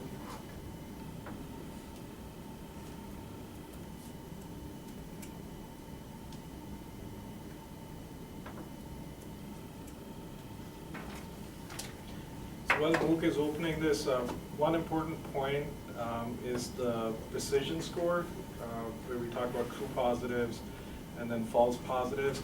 A lot of modelers out there, they want to reduce their false positives. I'll give you an example. Say you're building a model around stock prediction. You know, Jeff was talking about how people have built models around that. Now, true positive is, stock is going up, hold it, right? A false positive would be you bought the stock, but the stock actually went down. So it cost you money, you lost some money. So similarly, in the case of a cancer patient, false positive would be you predicted the person has cancer, but they really didn't have cancer, so they had to go through stress and all that stuff.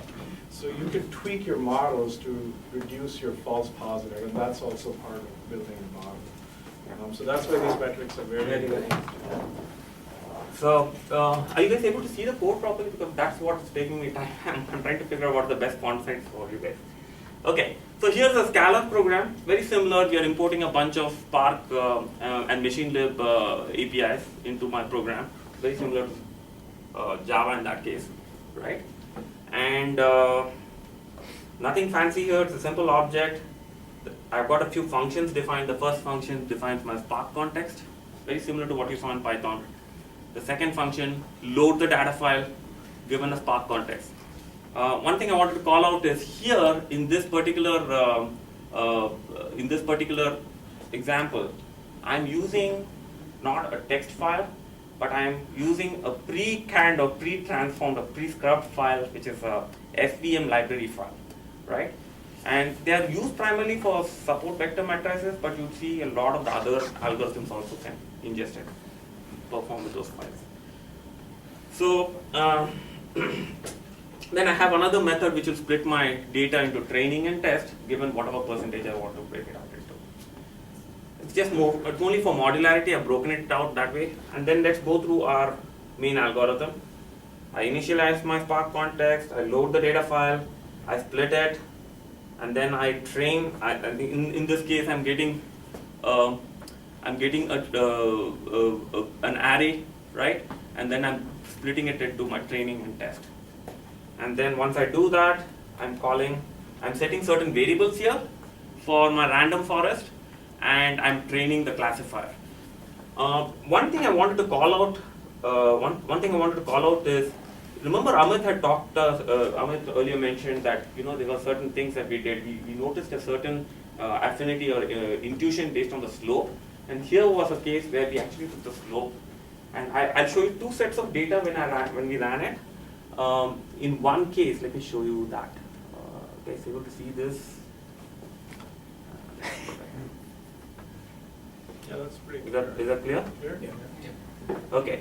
So the top two sections here, when we ran it, look at the first group here. I ran it through random forest, right? The first case was without using slopes. We ran 268 data points, number of true positives were 31, true negatives were 233. The false positive was 4, false negative was 0. We got a pretty high precision rate, 0.88, it's not bad, it's pretty good, right? We got a recall of 1, excellent, right? And we got an F score of 0.93, anything in the 90s is a fantastic thing, right? But when we saw this intuition with slopes, we said, hey, can we improve it even further? Let's just try it. And look at the second set. I mean, it's almost unbelievable. Nobody gets that kind of data, right? So if you look at this number of scores and labels, 268, true positives 35, negatives 233, 0 false positives and 0 false negatives, leading to a precision of 1 and a recall of 1 and an F score of 1. Accuracy of 1 and error of 0. I mean, this was, we ran it multiple times and we were able to get this. And this is with 30% training data and 70% test data. So we actually were getting good results with 60-40, that's the normal recommended. So we said, you know what, we'll give it less training data. And we still got, so basically. Your model was based on test data also, so it fitted rightly. What? So is that over? Model was based on the test data also, so it fitted right nicely, right? But that's the typical. No, the model was only trained on the training data. Only trained on the training. Then the test data was out Correct. of samples. So it wasn't trained on the. Correct. So that's what we, you would think, but that's why we did the in-depth code review. If you look, we use the API to split the test and training. Sorry, training and test. We use the Scala API, so it does it underneath the covers for you. You don't have any control over that, and they have more advanced features for larger data sets, being able to have smaller training and test. They call it walk-forward testing, where you can have smaller batches and do it over a large data set. So the API gets very advanced. We're not doing that yet, but this is not based on the whole sample. That's what I think you were alluding to. So is that overfitting then? Which one? No, that's what we're doing over. So it's based on 30% training data, and then 70% is out of sample. I know the results are pretty unbelievable, but really it's because of random forest. Because on Octave, when we ran it, we got lower precision scores. We had like 80 something and 86% accuracy. So random forest on MLlib is giving you this improvement. So for the Octave people, that's not the only platform, and other platforms have better algorithms. We didn't get such a great score on SVM. SVM, we got a decent score. We got a precision of 0.725, the support vector matrices. And I'll show you logistic regression, we didn't get that great a deal at all. So precision was only 0.57. So, we did. That's kind of like an Octave score. Yeah, that was kind of like our Octave score. So, can you give some intuition on what is the difference among these algorithms? Okay. So, logistic regression, as we studied, it basically has a way of delineating it.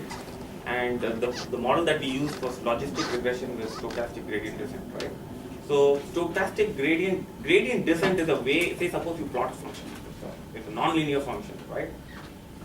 The way it is you want to get to the minimum of the function to minimize your error. So it uses an algorithm to step down, you take small deltas and step down to get to the minima, right? And logistic regression, what it does is it employs that algorithm iteratively, right, till you get to a point where your prediction errors are minimal, right? That's what it does. That's the basic essence of that. Then, if you're looking at, say, decision, you're looking at random forests, right? Random forest, what it does is it looks at a stack of your data and it figures out for any particular feature, if it is greater than this, test out other features, otherwise it learns to predict it in the form of a tree. And what it does is, the beauty of random forest, your normal decision tree just builds one tree, right? It looks at your feature and builds one tree. You can get some amount of prediction accuracy with that, but what a random forest does is it builds several trees. It builds an ensemble of trees. And then it picks up the best tree that gives you the best yield. Yeah, so it creates n number of random trees. Our algorithm, we had 5 random tree initialization, and then it divides your data in chunks. I think we had like 10 sets of the training data, so it's divided in 10. And then it'll run each tree with that data, and then it'll find the tree that had the highest score. And you're supposed to show Becca, so you may want to set I all wanted to that speed up. up. Okay. So the tree that with the highest score wins, and that's somehow yielding good results. And the advantage of random forest is, I think here in our model we're dealing with numerical data. Decision trees in Weka, which Book will show next, and random forest, they can work off non-numeric classifications too. So as an example, if one of your inputs is like a text classifier, you may have a classification like oil prices are extremely low, like 2 standard deviations below normal, and then they're low, they're average, they're above average, much above average, 2 standard deviations. You can you have a text classification, so you can just use text. So that's one beautiful thing. If you think about our day-to-day, we have text classification across our data sets. In insurance, is this guy's credit score good or bad, or is the risk level for this guy, it's usually based on some text value versus numeric. So random forest nicely fits that too, and Book will go into Weka and go into decision trees on Weka once he. So my job is to yap and keep you guys busy. Well, I try to figure out hang on guys. That's why we tag team. So. Okay. So why don't I move on to other things? I'll get back to Weka because I don't seem to. You should have Weka. No. So the one other delineation, I think you had asked for differences. So there's another algorithm which have the middle results support vector machines, and they're also pretty robust. And the difference with support vector machines and logistic regression is support vector machines are called high margin classifiers, and I think the Coursera people would know that. What that means is if, say, you have a decision boundary between your data set, it won't just pick a decision boundary. There may be many boundaries. It'll pick the boundary that has the most distance between say you have a 2 data set, the more robust distance between your data sets. So I think nonlinear Gaussian kernel support vector machines overall get good results. They're used in financial markets a lot.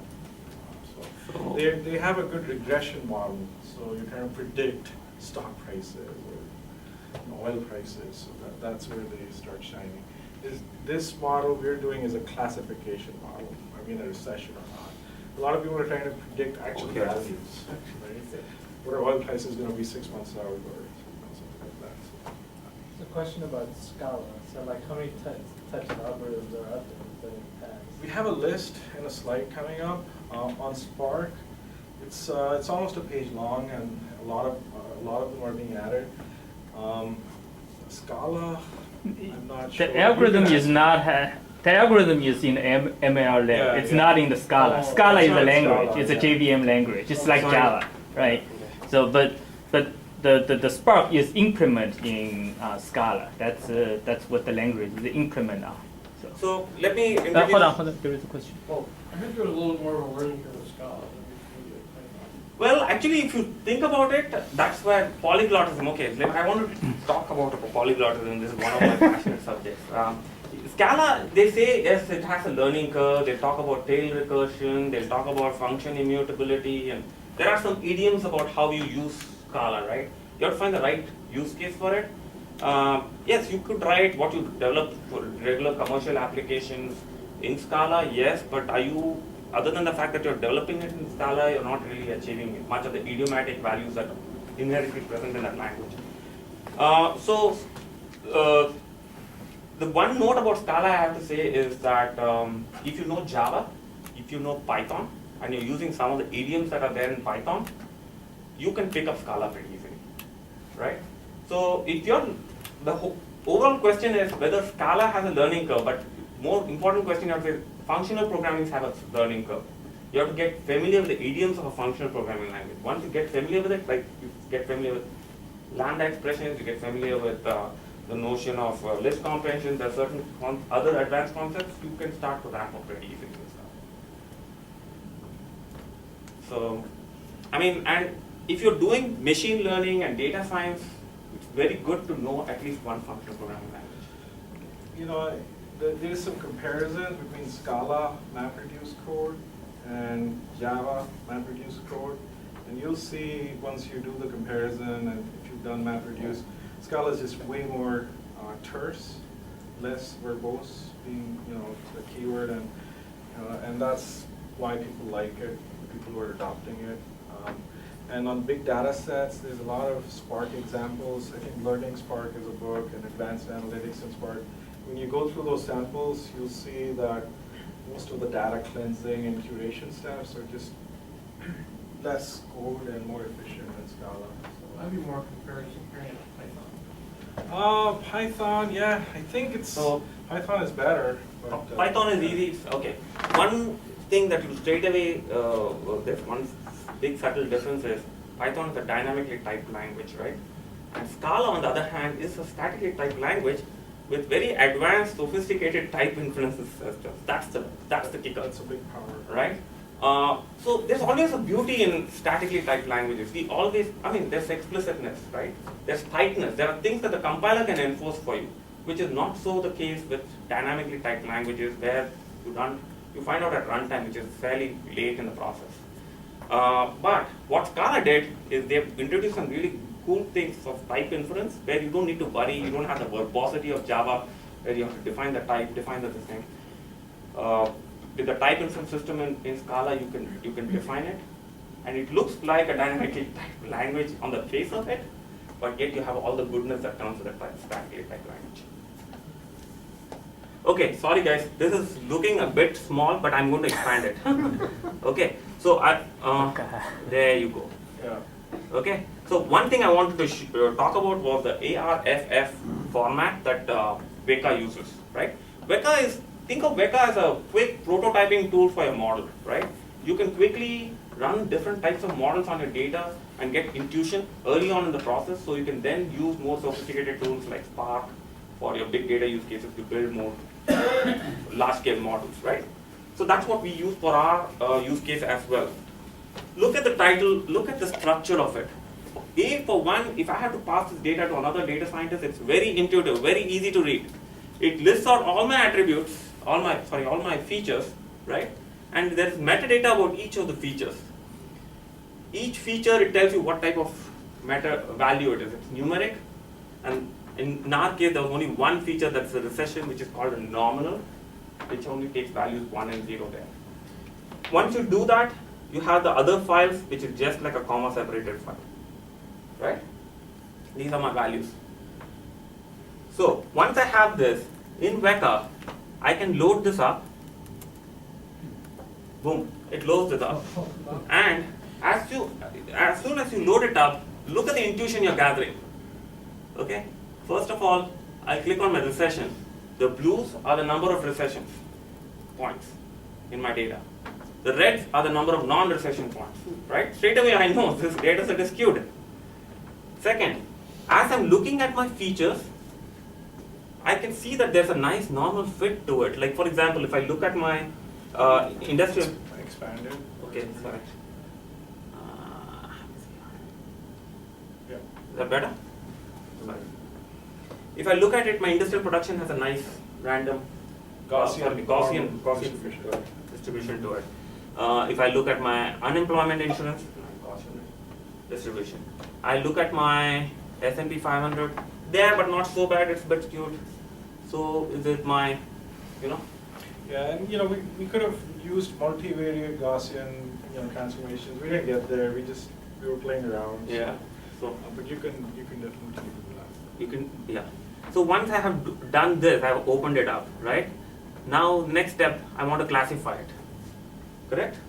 So here, we want to do a percentage split. I just want to show you some intuitions about decision trees in general. So I'm going to choose an algorithm. I'm going to choose an algorithm here that is just, so as soon as I choose my classifier here, that's my classification algorithm, I can go down, I've got a bunch of different algorithms. Notice some are grayed out, some aren't. Based on your data set, the way it is set up is, there are certain algorithms that cannot act very well on numerical values, certain that can, right? You'll notice it, and there's a lot more deeper science to it, which I'm not going to get into today. But that said, I can then, for example, I want to do a decision tree. All these are decision tree methods, right? I'm going to choose something called as J48, right? And click start.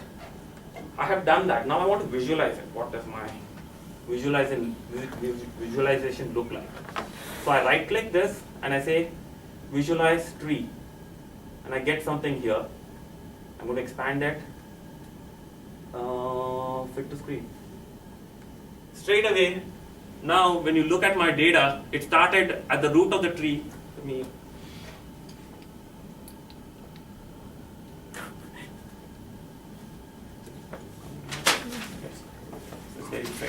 so CCSA, which is my unemployment insurance. If it is greater than 1.108974, straight away predicting a recession, right? If it is less than, then it goes to this.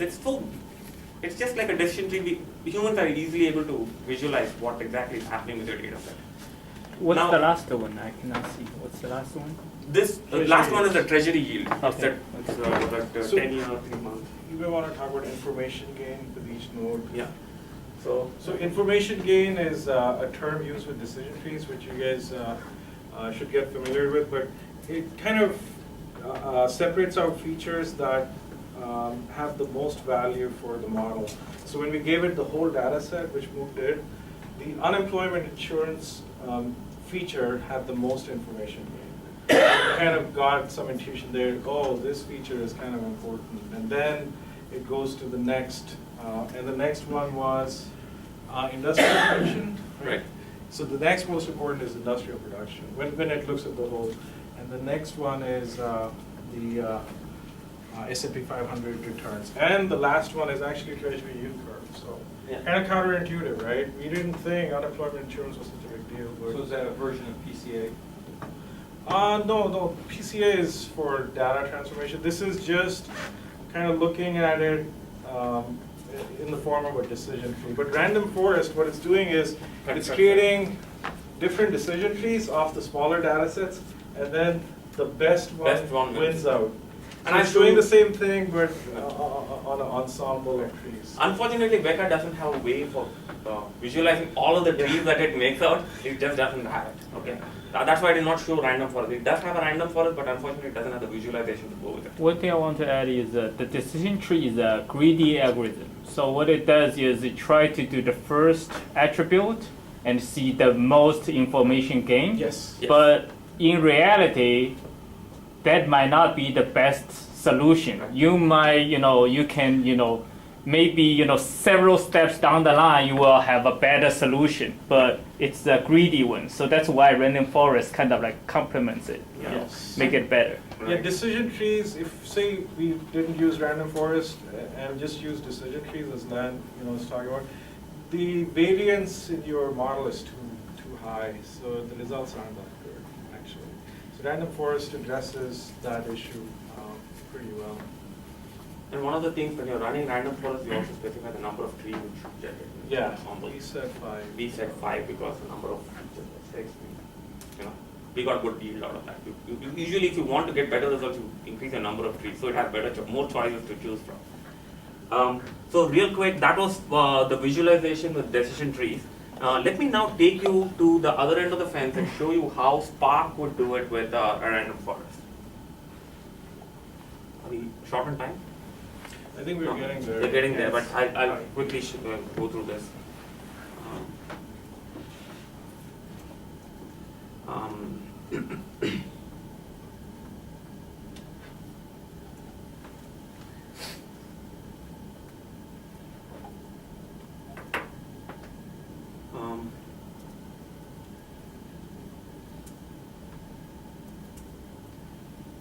Amit, Amit, that's when you are supposed to do your hand waving and Oh, all. The only part after this is if people are, it's late, so I don't want to hold everybody up, but we're going to cover unsupervised learning a little bit, the k-means clustering algorithm. There was some question about unsupervised learning. We'll cover that briefly and some recommender systems, and that's pretty much it for tonight after this. So one small part of the thing before I get into the running the actual models. Spark MLlib, there is one of the things with the Scala is you have to build out your jar, and we use something called a Scala build tool, right? And what we do here is with the Scala build tool, let me just quickly.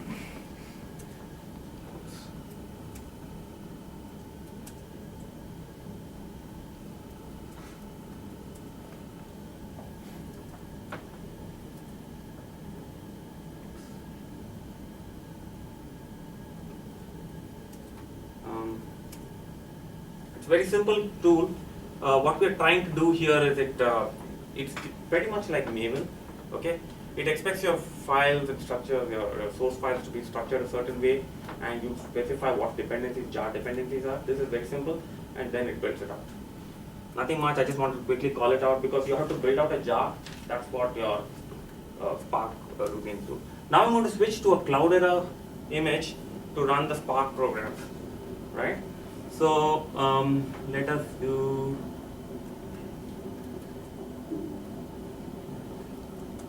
Random forest. Okay.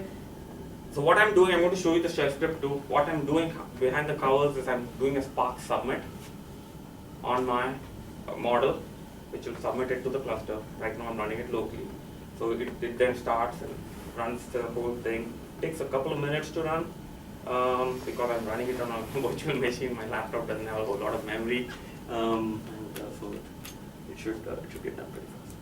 So once that is done, I've got the output saved, and we'll go through the output to see if I'm saving things.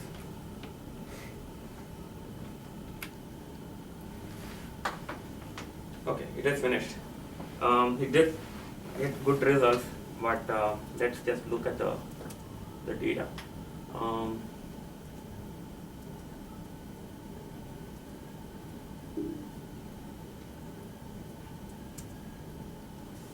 So number of true positives, as we saw in the previous steps, was 35. The number of true negatives, 233, false positives and false negatives, 0. We got a perfect score, right? Perfect score, perfect 10. This was the Miss Universe of machine learning model. We were so excited. We first thought there was something certainly wrong that I goofed up. Yeah, we double checked, and you guys can double check too. So yeah. So interesting thing. Now look at this. This is what I mean by what random forest does. It creates an ensemble of trees. Each tree, tree 0, tree 1, tree 2. We created about 5 or 6 trees. 5 trees to be precise. Now we don't know which one of them went into prediction. Yeah, we're still trying to understand the API. It's still experimental. Yeah. A lot of it doesn't have a whole lot of API. I mean, if you just look at tree 3, feature 2 is used, feature 0 is used, feature 6 is used. So you get an idea using this, which features did end up getting used in the random trees and based on the structure of the file. Of intuition. So this is what I had quickly to show. No, I think that's about it. I mean, this was all of my demo. And this time I am in VI. So is each tree use a subset of the features, or it's used the full? That's what it it's subset, like. right? Yeah, It's a subset. It right? kind of creates a whole spanning tree of all of these features apparently. And the magic sauce is, say suppose I had 100 features in my algorithm. So you want to generate that many trees, right? You want a full span of all your features. So Yeah. that's if you have a large number sauce. of features, you should have a large number of trees. So in terms of best practice, right, is it that you run all 3 and then No. We wanted to exercise as many algorithms for this session so we can share some insights. I think, as I said, random forest is a pretty robust algorithm for classification use cases. Support vector machines, nonlinear is pretty robust for regression use cases, and it is robust for classification too. But these two are fairly robust across the board. So you can start with these two. That would be a recommendation for a typical large data set for supervised learning. As you can see, Spark does support a lot more. And there's we want to do something with naive Bayes, multinomial naive Bayes. That's used a lot in text-based classification systems.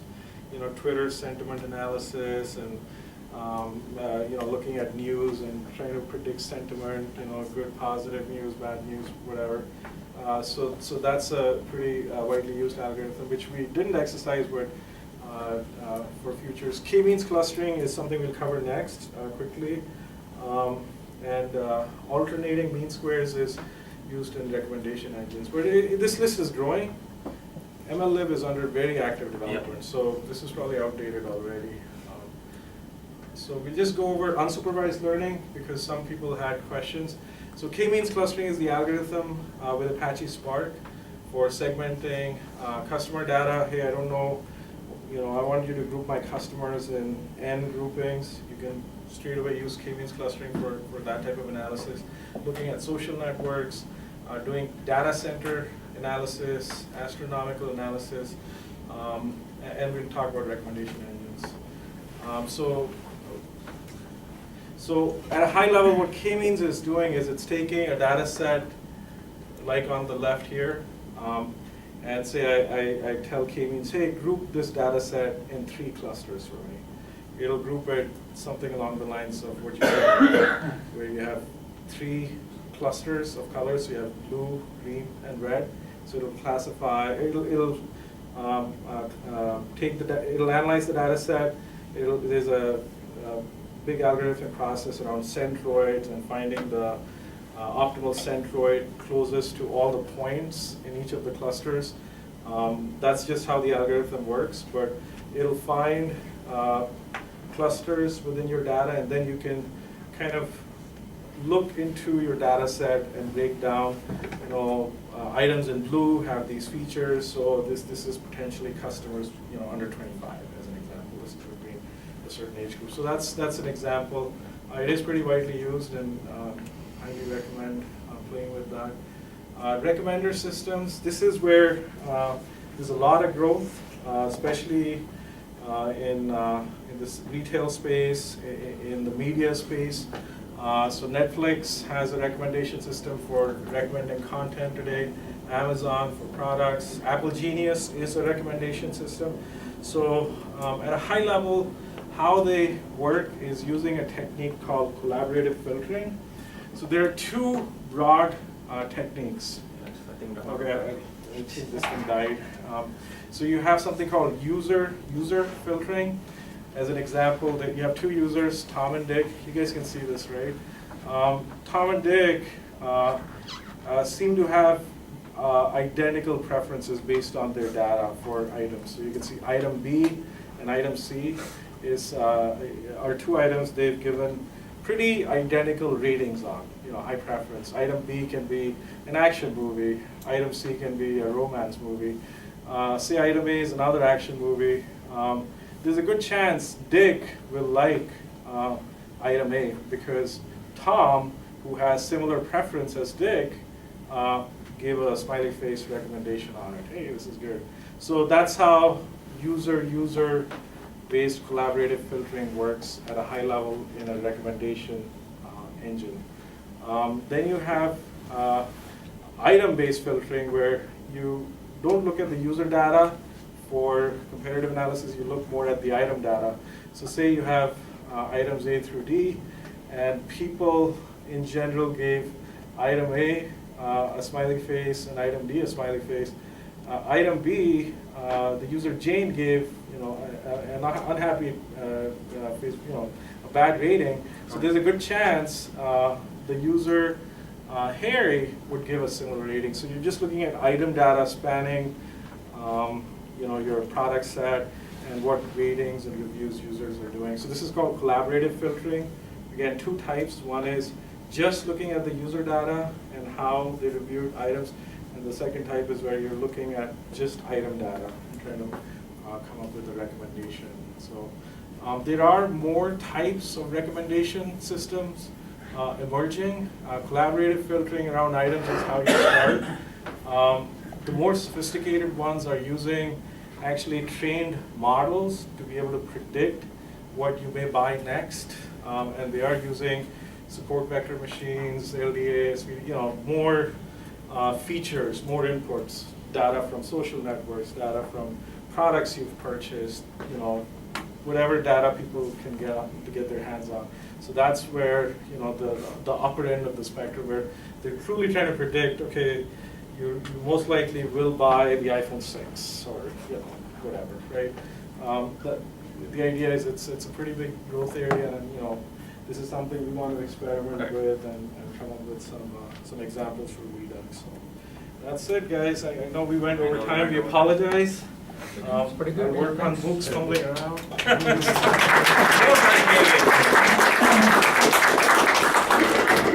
Thank you. You guys have been a wonderful audience. Yeah, and, thank you so and much we for were having us. initially very apprehensive about how we are going to take such a dry, number-centric, Greek symbol infested subject